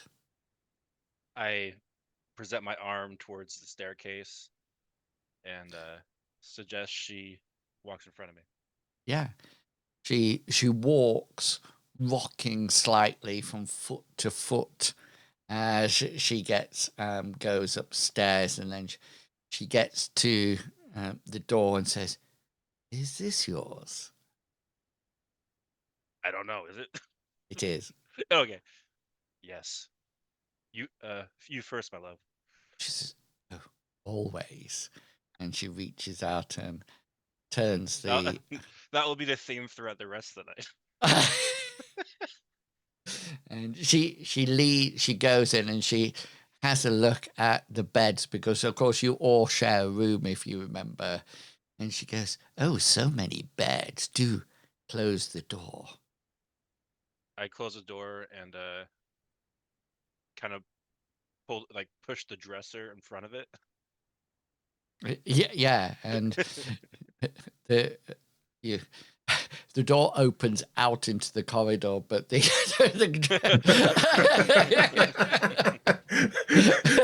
It's a peep You just show, stand there not and an lean on the dresser invitation. and watch. Yeah. And she sort of like saunters over to the windows and closes the shutters, and then we're trapping this thinking. Okay. she then almost like spins round, and you notice her mannerisms has changed. It seems that she is no longer using her seduction skills at all, and she turns around and she puts her hands on her hips and says, "Right, Cyrus, we've got a job for you." Who's we? Do you have a girlfriend? You got. You know who we I'm are. open. You've been spotting us all the time while you've been in the city. I look at attractive women all the time. Sorry, if you weren't such a beautiful natural beauty, I wouldn't be staring at you. She goes, Yeah, so talking to the wrong person. please cut the rubbish now. Who are you now? She said, you know, I represent the rag pickers, and you, small boy, are going to be working for us. And why would I do that? Because we have a slight issue, and it would be worth your while, shall we say, helping us out. She reaches down the front of her top and brings out a small but heavily filled bag pouch of argent crowns. She says, will 50 do? I'm listening. She says, go and get your friends. I don't want to repeat myself twice. Or maybe I don't know if they're down to watch. There's not enough chairs in here. Fine. I'll pop out. Move back. Her rolls are pathetic. Works out perfectly. You get to the door and a blade just goes right by your head, and she says, "Be quick." Yeah. So if this night went the way it was supposed to, that would already be the case. Then he would have been quick. Oh my lord. Merrick and Bartleby, you look over and see Cyrus just halfway down the stairs, sort of like going, just like, come on. I'll shake my head. No. What Come on earth is he up to now? Merrick, I don't like where this is going. He's- You like it. Get here. Like where No. You may as well go with him, Merrick. I mean, We better see what he wants, at least, I suppose. Both. no, I don't want to see what he's wanting. Two. You He's go going this way. Well, we should Both find here. out what he wants before we two- turn him down. Up there. Okay, fine, but I'm already turning it down. The offer is not on the table for me. You don't have lotion. Oh, I'm sorry. It's sort of like Is that a religious thing or personal? I think both in my case. Let's make our way over to him. Both are pretty What do you want, Cyrus? tremendous experiences. Do you need a vigor spell cast on you? Remove fatigue. Yeah. As long as it's not a touch spell. It is. Do you need You're a not healing carrying any spell? prophylactics. You're out of luck. Do you need a repair? I don't know. Yeah, do you need a repair? You broke the bed. It might Oh, need. I can heal your mind. See, that Um, might take a few minutes. as you What's up, Cyrus? Is she asking for more than you can afford? or more than he could give. And you enter the room, and the dresser has been moved slightly, and Sandra has pulled out a chair and is sat on it. Is there a quite- dagger still in the door? yeah, quite laid back, and she says, "Come in, come on, let's get this sorted," she says. Adopting Merrick's accent somewhat. As Suddenly you, sounds a lot more like Merrick, eh? Yeah. Yeah, I can imagine that. and she sort of like ushers you in. Sorry, gents, about this. I thought the worst case scenario was she was just a prostitute, but nope, she's just a possible employer. She says, "Right." She says, Strange way of approaching someone for a business meeting. "Well, we tried to send our messengers, but just didn't feel that you were open to this sort of deal." If your messengers were the short ones following us around, I've been trying to make a deal with them for 2 days. Well, obviously, I caught your attraction more. And she sort of like winks at Cyrus. "Did you like my move, Cyrus?" I was about to ask you the same thing, but obviously Yeah. that didn't go the way I wanted.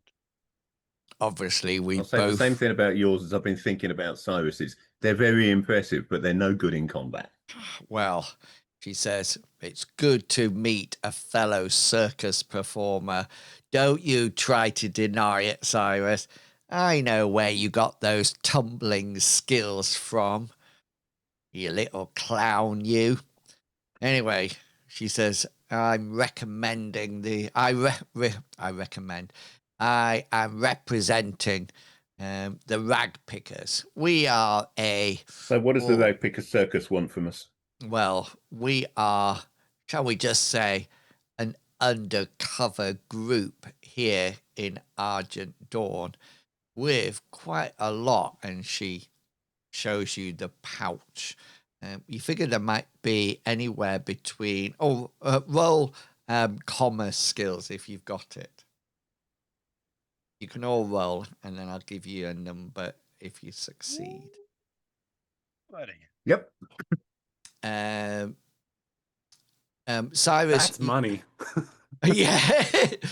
Cyrus, you think there's about 65 Argent crowns in here. Merrick, you're thinking more about 85 Argent crowns. And it's definitely something between 50 and 100. It's definitely quite a hefty. Far more than we've got at the moment. Yeah, 100%. I And sniff the bag. and she looks over to you and she says, "Right," she says, "the job, if you're brave enough to accept it." And she looks over at you, Merrick, and Bartleby and says, "Cyrus has already said he's in on it. So it's whether or not you two follow Can or I not." insight check to see whether she's lying? Yeah, by all means, go for it. Oh, no, apparently I can't. Okay. I've got no clue. No clue at all. Or she's hiding it very well. Yeah, she's obviously a professional. And she says, "Now," she says, "we were running this town really well. We were well respected. We were in charge. Although the other groups might disagree, like, the Ponzi merchants or even the guards. Anyway, we control this town. And the interesting thing is, since you've arrived, somebody has been tampering or should I say stealing our resources.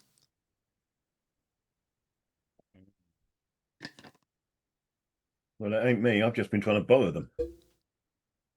What resources now? Well, we own some warehouses, of course, not in our names, but warehouses in the harbour district. And we have some, shall we say, hidden caches down there. You know, that's the normal stuff, things that we have acquired that we need to store for a while until they cease to become as hot. Then we can resell them. Anyway, we went down yesterday during the night, and some of our caches had been taken, removed. Cupboard Sounds was like an internal bare. matter. Well, we thought that. And, well, shall we say, the suspects, well, while they were alive, they said there was nothing to do with them. Well, they But would say that, wouldn't they? unfortunately, Alive. they took it to their grave with them. So anyway, we, as you might think, Merrick, this could be an inside job. You know, our thieves guilds. There's always somebody wrestling for power or trying to do a coup, or, you know, rebellious Well, lot. It's got to be either someone who knew where the goods were being stored, or you didn't hide them very well. We hide them. So if you're good at what you're doing, then it's got to be an inside job. Well, it's interesting because we hid them very well, and there's never been a problem until you three turned up. And then they've disappeared. Yeah, Now- because we had loads of time in between scorpions and ox carts to raid a few warehouses. Well, thing is, It's the way I was taught when I was younger, isn't it? If you want to rip somebody off, make sure you attract loads of attention to yourself first, so that you're obviously the culprit. doesn't matter who is the culprit for us.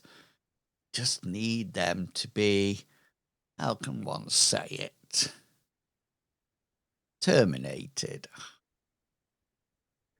Sounds to me like they're doing a pretty good job of relieving you of your resources. So maybe we hold on a little bit, and a relationship with them might be more value to us than one with you. Agreed. And she picks up the pouch and drops it back down the front of her blouse and walks across and vaults over the dresser. And she turns to you, Cyrus, and she goes, Well, hold on a moment. Let's talk this out. Put a hand on her shoulder to stop her from leaving. "Oh no, Not she's further forcefully, away." just- She says, "Find the others. Hey, I give you a better deal." Hold on. And I leap over the dresser and try to. Cyrus, you're stuttering. It's true love. Don't listen to Merrick. He somehow at this moment is the more prideful one than all of us. But we do need the money. Where do we start? They need us more than we need them. I agree, but we still need them.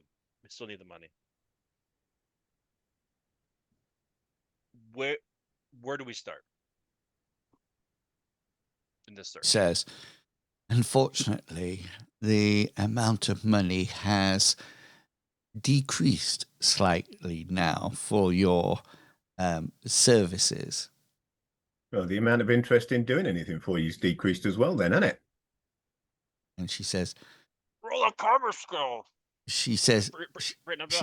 she just says, you are obviously not suitable for our services.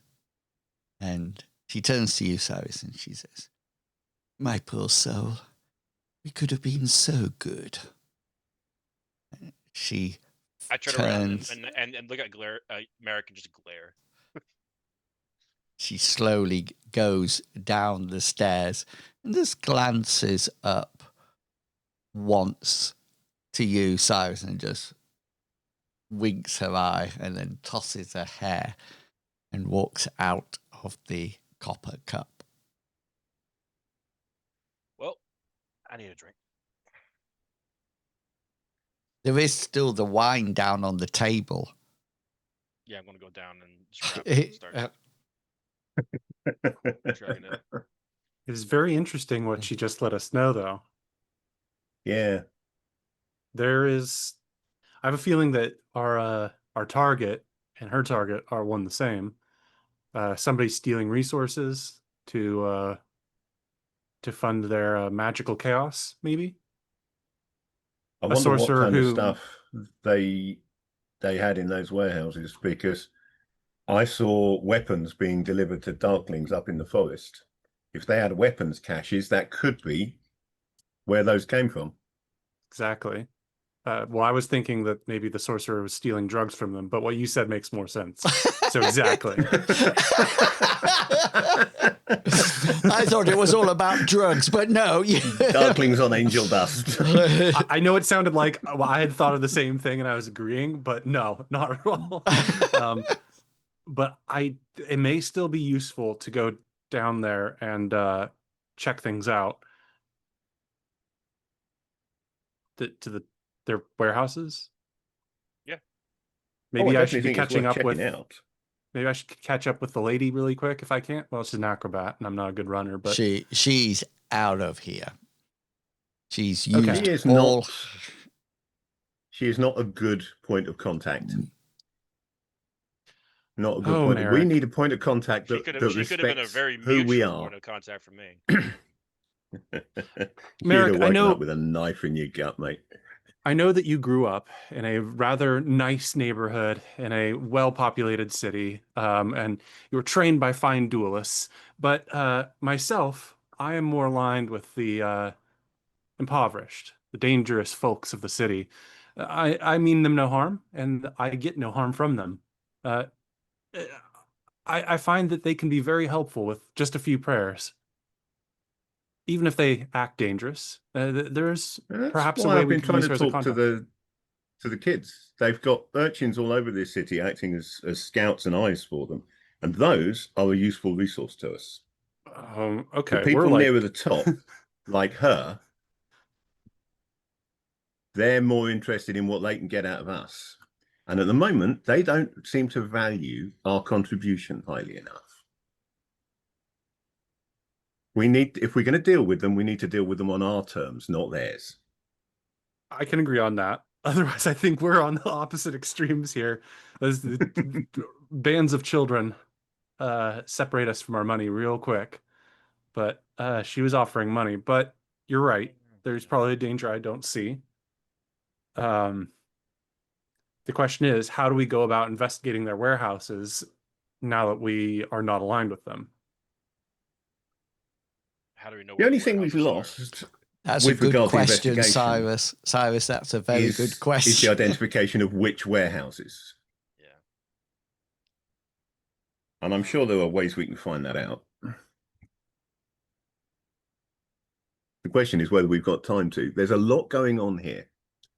And we haven't necessarily got the time to Well, warehouses surveil are probably their going to be in the harbor warehouses. district, correct? I imagine the harbor. That's what she district said. Warehouses Yeah. in the Harbour District. You did That say That was a good guess based on what she said. Now, I use clues to get The clues my of she said it. understanding is that you folks are already in with the Lake Wardens Well, I was. If we can manage to find, Yeah. if we Oh, can wait. manage to get Wrong. a relationship with the Dockhands Guild as well, between those two organizations, they've got to know who's using warehouses. Start there. And Okay, well, probably those two who's are using kind them of for like illicit purposes as well. those two After are I finish this directly pop. opposed, though. Yeah, Like- I know. Which is why we need to be in with both of them, get both sides of the argument. That Well, way, one if we're doesn't see, the other one will. If we're on all sides, we're always ahead. Right? That's not Yeah. a quote. If we're on all sides, we're always ahead. I think the quote is, "I'm playing both sides, so no matter what, I come out on top." That's another way of saying what I'd say. Okay, well, I'm friends with Ilson Rook and the Lake Wardens, so I don't feel like I should be the one to go to the Dockhands. But there's two ways of looking at that. Either you're the wrong person to go to the Dockhands, or you're exactly the right person to go to the Dockhands and make them believe you're bringing them inside information on the Lake Wardens. One flaw is the rag pickers might not like us now, or they might be watching us further, and I feel uncomfortable with betrayal, and I would All right, so I- deceit and betrayal, not really your thing. Fair enough. Not anymore. We'll leave you out of that then. I mean, I'm out of practice. I got out of that life a long time ago. Okay, I have an idea then. I think we should all split up. The best idea. I will go try to gather more information from Ilson Rook. You, Merrick, you can go try to gather information from the rag picker children, and this feels like a bad idea. But Cyrus, do you want to go meet the Dockhands Guild and convince them that you're friendly? Friendly as a bird? Is that what they say? I feel like I'm definitely the best person for this job. So yeah. Yeah, I mean, you absolutely. seduced that lady. That's natural. That comes just from me. That's just what I emanate. So the thing that you'll probably want, oh, well, actually, I don't know if you want to or not. Obviously, it's night now. Do you want to go to these places in the dark, or do you want to I don't think so. have a sleep and then head out tomorrow morning? Let's do the sleep plan. I That's what I think was we should definitely sleep. And I think it might be a good idea, just in case, if maybe we take this jug of water for the wash basin and we've just put it inside the window here in case the window opens in the night.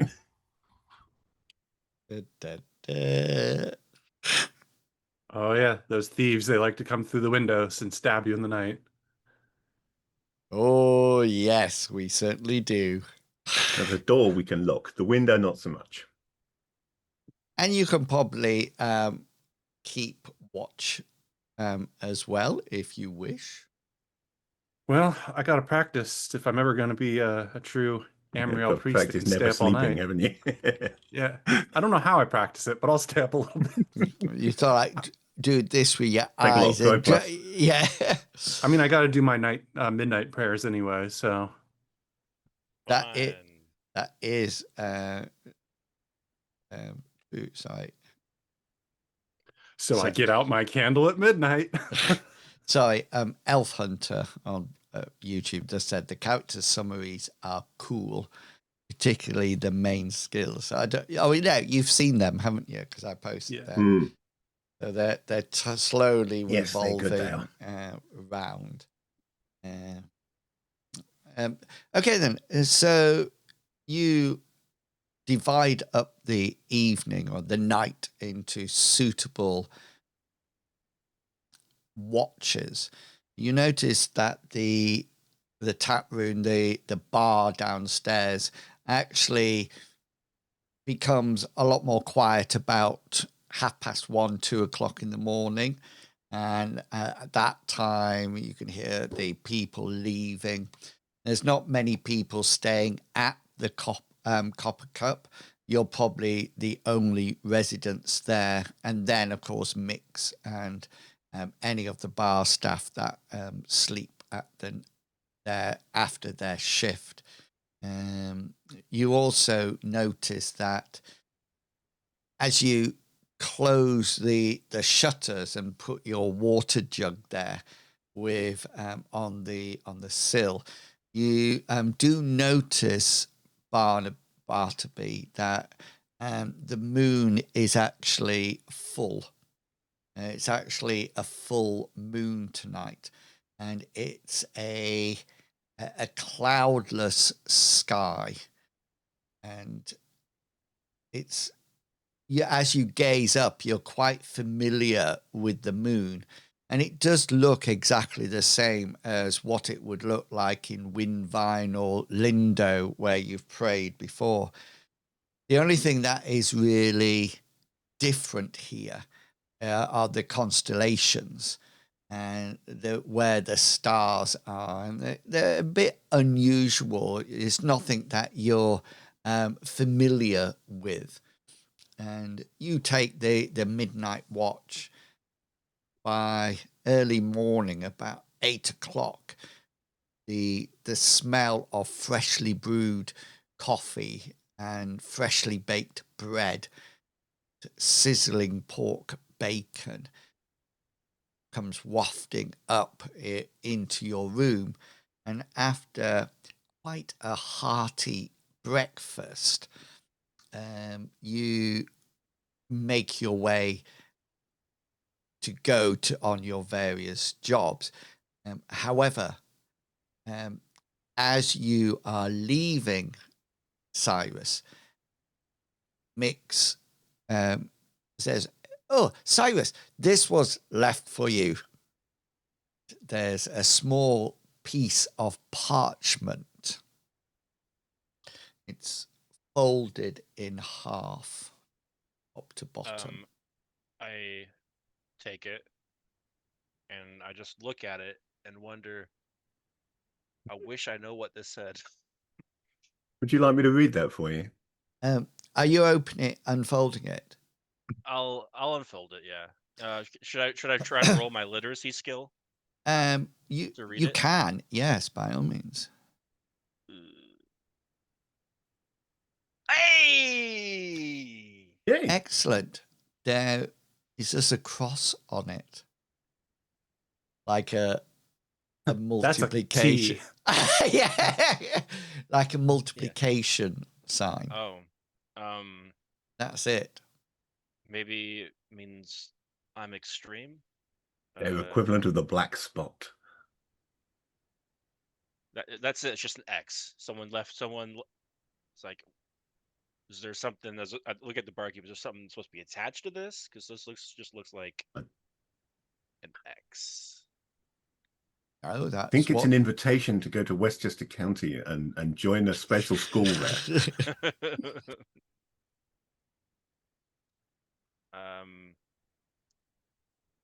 Crazy. I fold it back up and put it into my robes. Okay. So where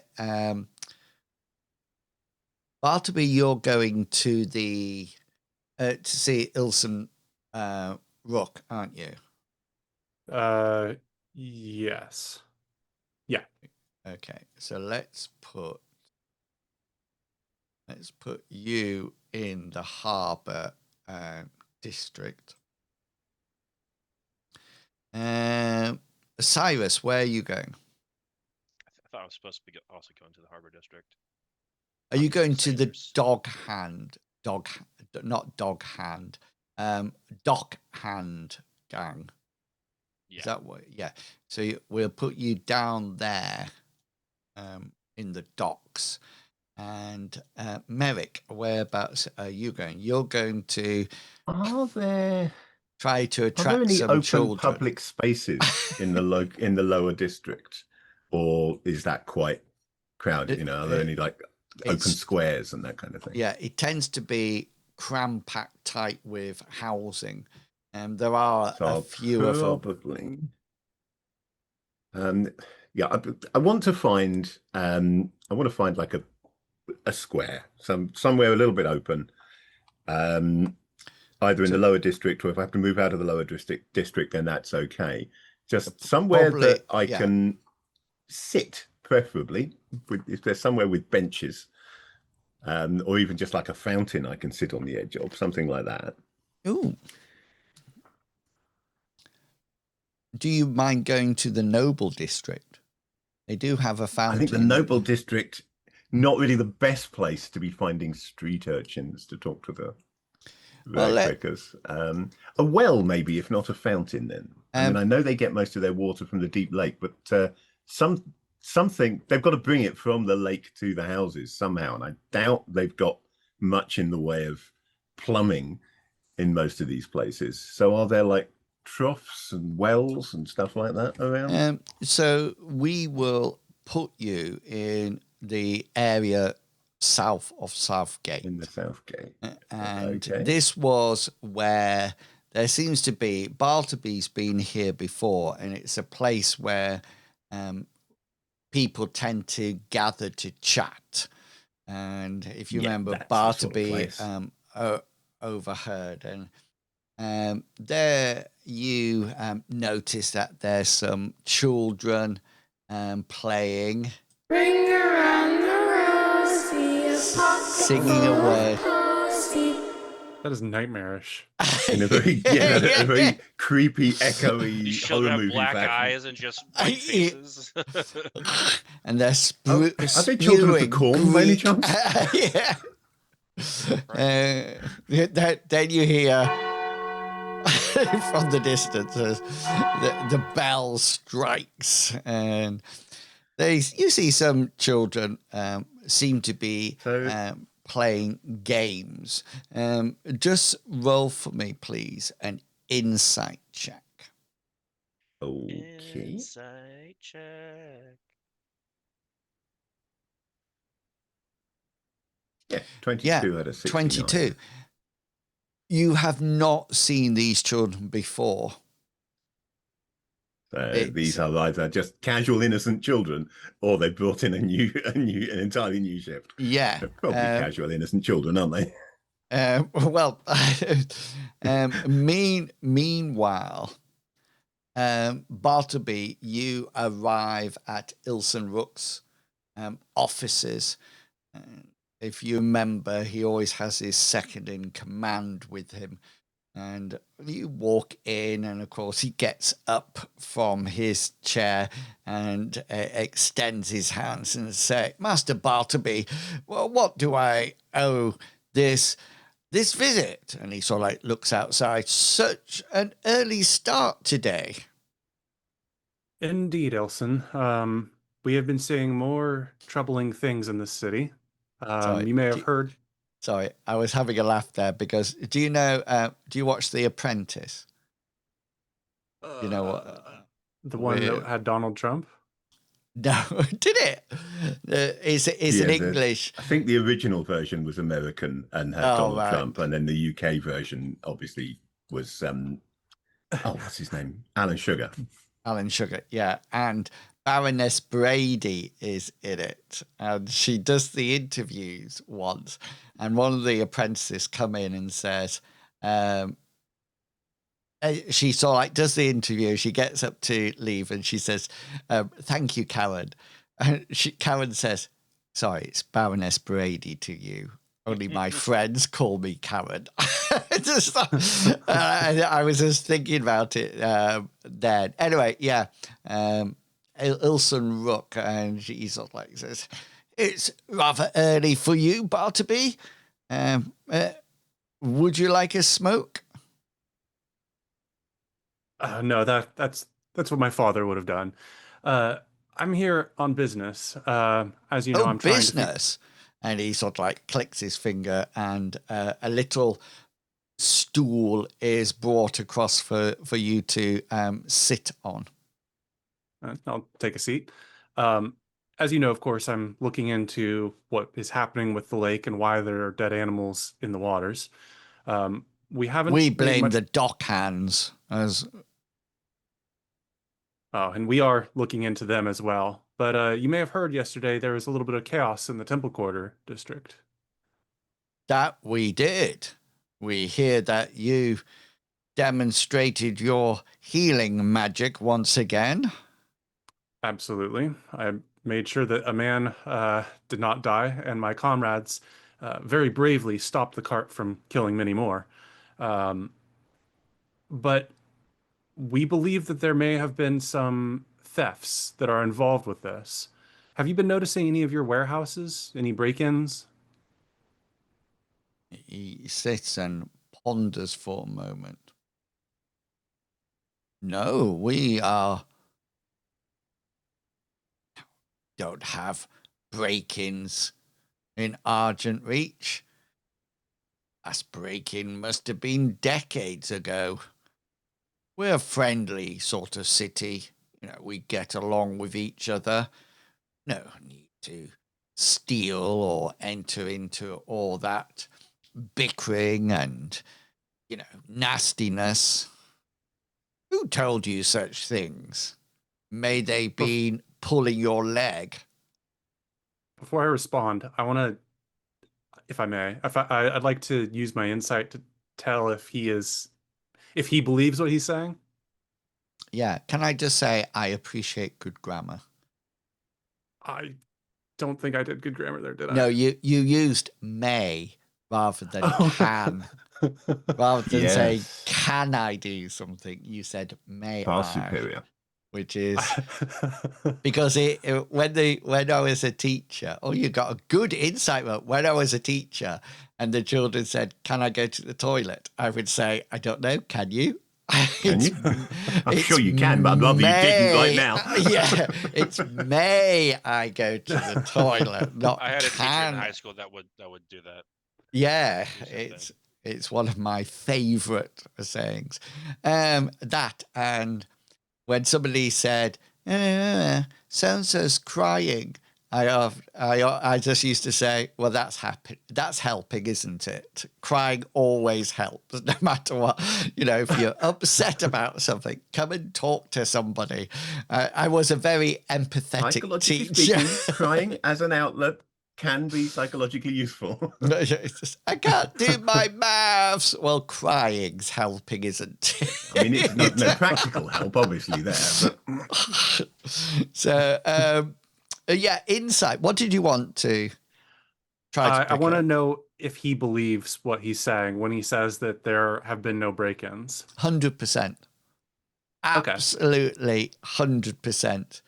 And Interesting. there was even a moment of, how dare he even suggest such a thing, that he quickly suppressed because he wants to keep on good terms with you. And he understands, Bartleby, that you've come from another world, or, where life wasn't as good as in Argent Reach. And so he asked who I heard this from, and Yes. as he's saying this, I'll give him a warm smile as if to appreciate his culture. Like, that's very nice. That's a very nice, pleasant place to be. And Why, when thank he asks you. that, I'll say, well, my comrades and I were approached by a member of the Ragpickers, who specifically offered us a significant amount of coinage to look into warehouses that they were using and the thefts that have happened in those warehouses. And you notice as you talk and you mention this group of people, his face changes color. And it's almost like you expect steam to start to go out of his ears as he sort of like stands up and slams his fist on the table so much that his assistant actually jumps. And he turns to you, Bartleby, and says, never talk to them.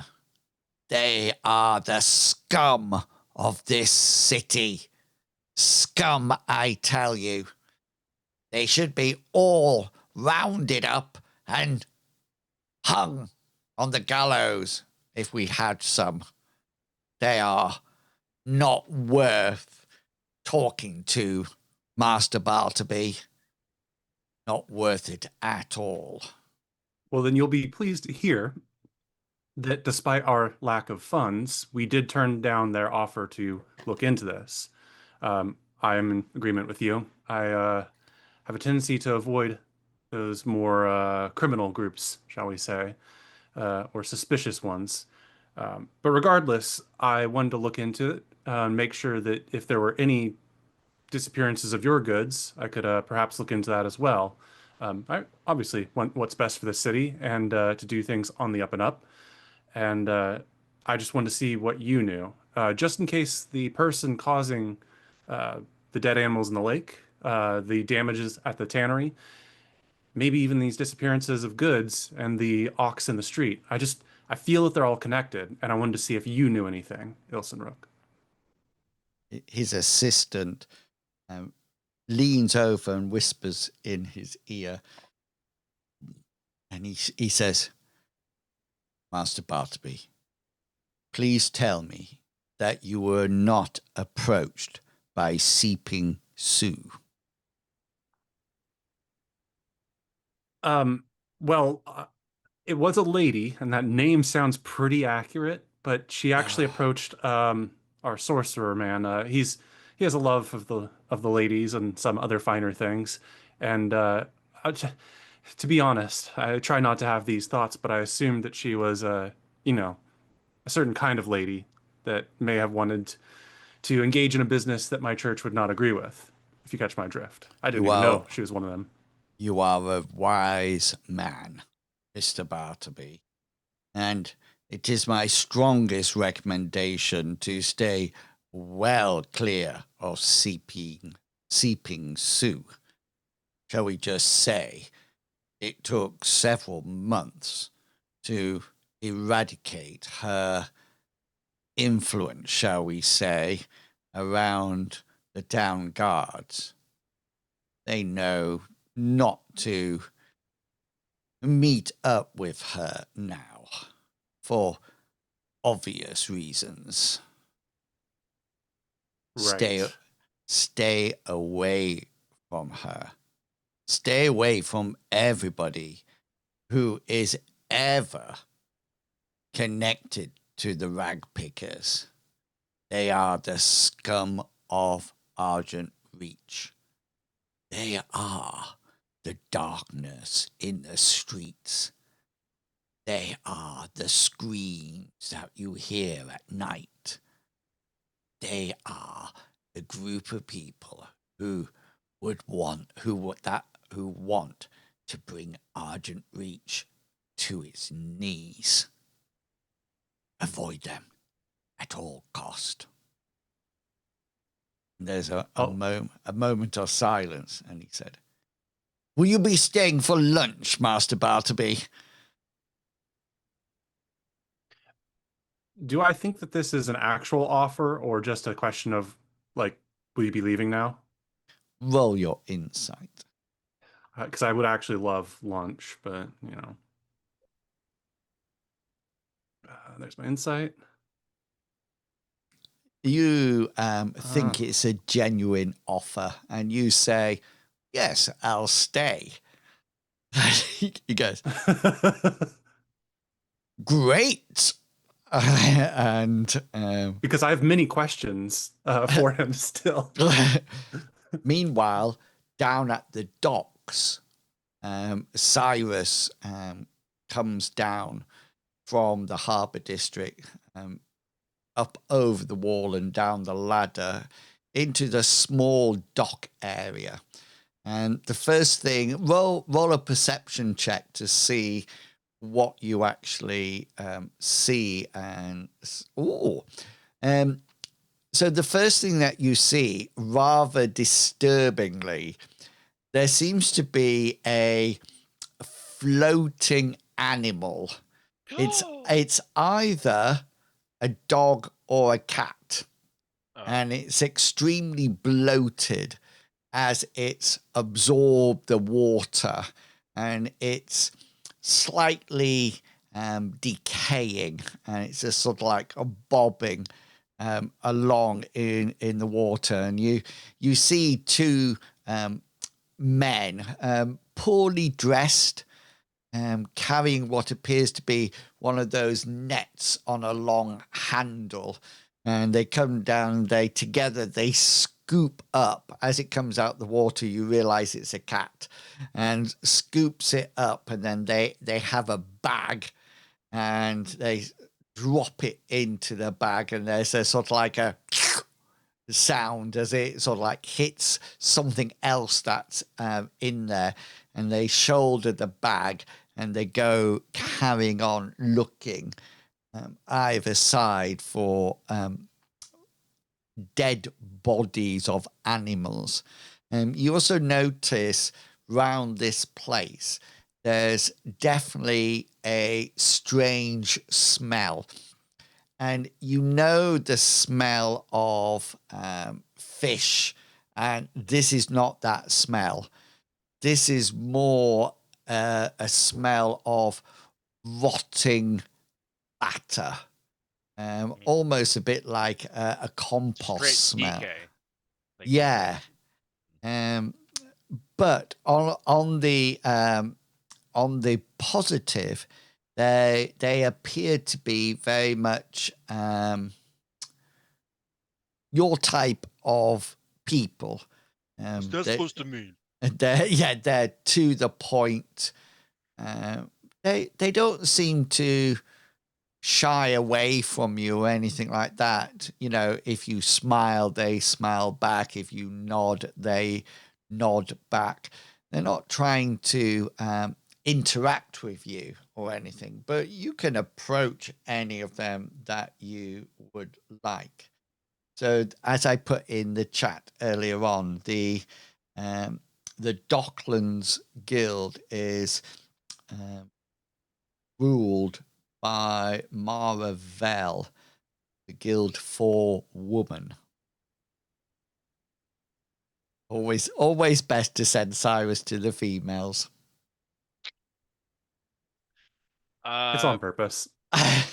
So, what is, you said there was a lady who? Yeah, she's in charge of the Docklands, Mara Vel. Got it. I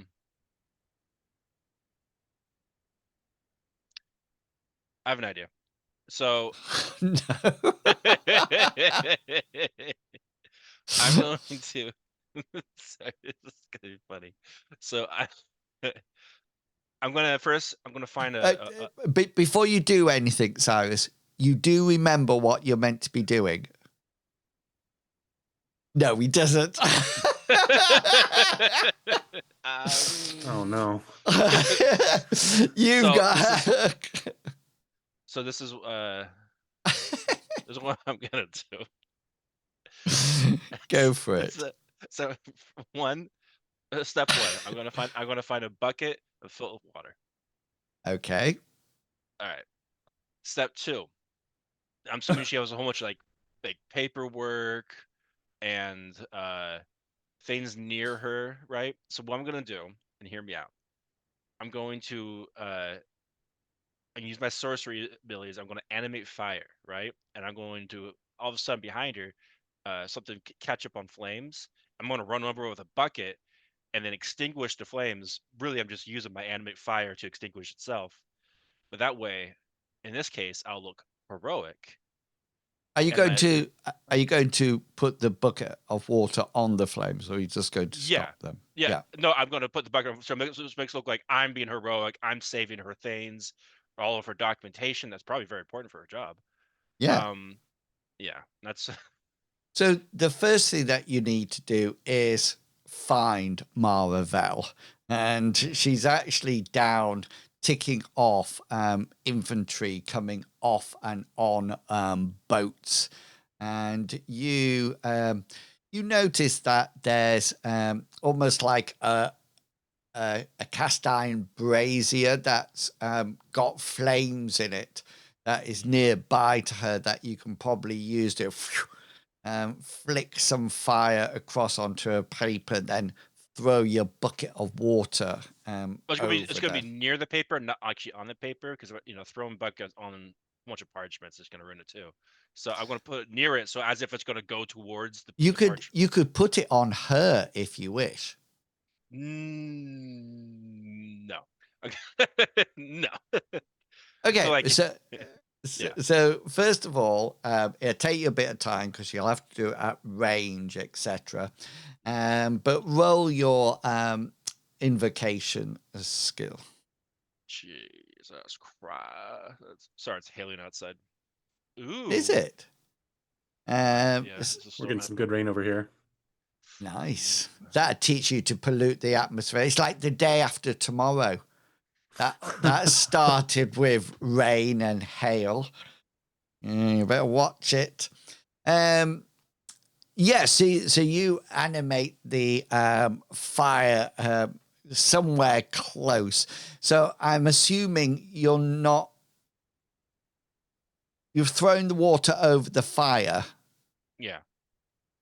I'm like, Okay. oh no! I run over there with a pail of water, and then throw it in the fire, and then extinguish it with my power.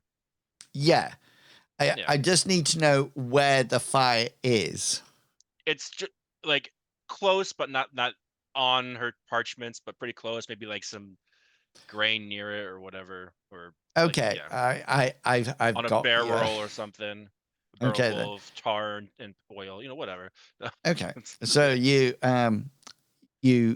flick your hand and a fire But comes from. first, I'll make a whole I want to, as I was animated, I want people to pay attention to it. Like, oh wow, something's happening, rather than me just no one's paying attention. I throw water on some fire. I want Okay. I'm using my skill to make it look like it's a big deal, essentially. Okay. So But you do. controlling the fire with my animate fire. So you do have street entertainment as a skill, I do believe. What did I have? I have. I gave you it. Oh. Did I add it? Maybe I don't order literacy, acrobatics, folk magic. Did you not add it? I might not added it, but what would be this? Because I obviously didn't put points into it. It would have been your dexterity and your charisma. All right. So. I don't know. Yeah, go for it. Yeah, you might as well. Ooh, so close. So I don't know, I use my last point of luck and re-roll it. Sure. He says, checking the time. You could just get 77 again. Oh, so close. So close. You take minutes over it to set it up, and it goes, poof, and you go, oh no, and everybody goes, no, fire, no, it's a fire, no, and I run over there with my bucket of water, and Maravel goes, oh no, fire, and turns out you go whoosh with the fire and extinguish it at the same time, and she goes, oh, Cyrus, my hero. No, she doesn't. Roll your influence skill. Uh-oh. That's where the issue is coming. Oh, yes. Oh, yes. Oh, she sort of like, let me just roll her her willpower. And she sort of like goes, looks across, and you're sort of like stood there with your empty bucket, and she turns around to you and says, who may you be? Sorry, I'm Cyrus. Cyrus the fire extinguisher. No, I just happened to be walking by and saw the fire. And fire's never good in a wooden dock area, Do you want a job? Is that what you want? No, just kind of looking down. I'm like kind of actually maybe you might help me actually. Who are you? You're a harbinger of doom, aren't you? Something quite distinctive about your hair. Well, it's beautiful. It's been it's well taken care of, smooth, silky. You would Shines in the like a light. job. We have some menial work for people of your standard to do, if that's what you're looking for. Actually, I'm not really looking for a job. I'm just kind of looking for information. Information. Would you be the right person for the job? For He that? says, come, I need to sort out this boat, this cargo. Come back to me. I'll be in my office about noon. Come then, and we can exchange information between each others.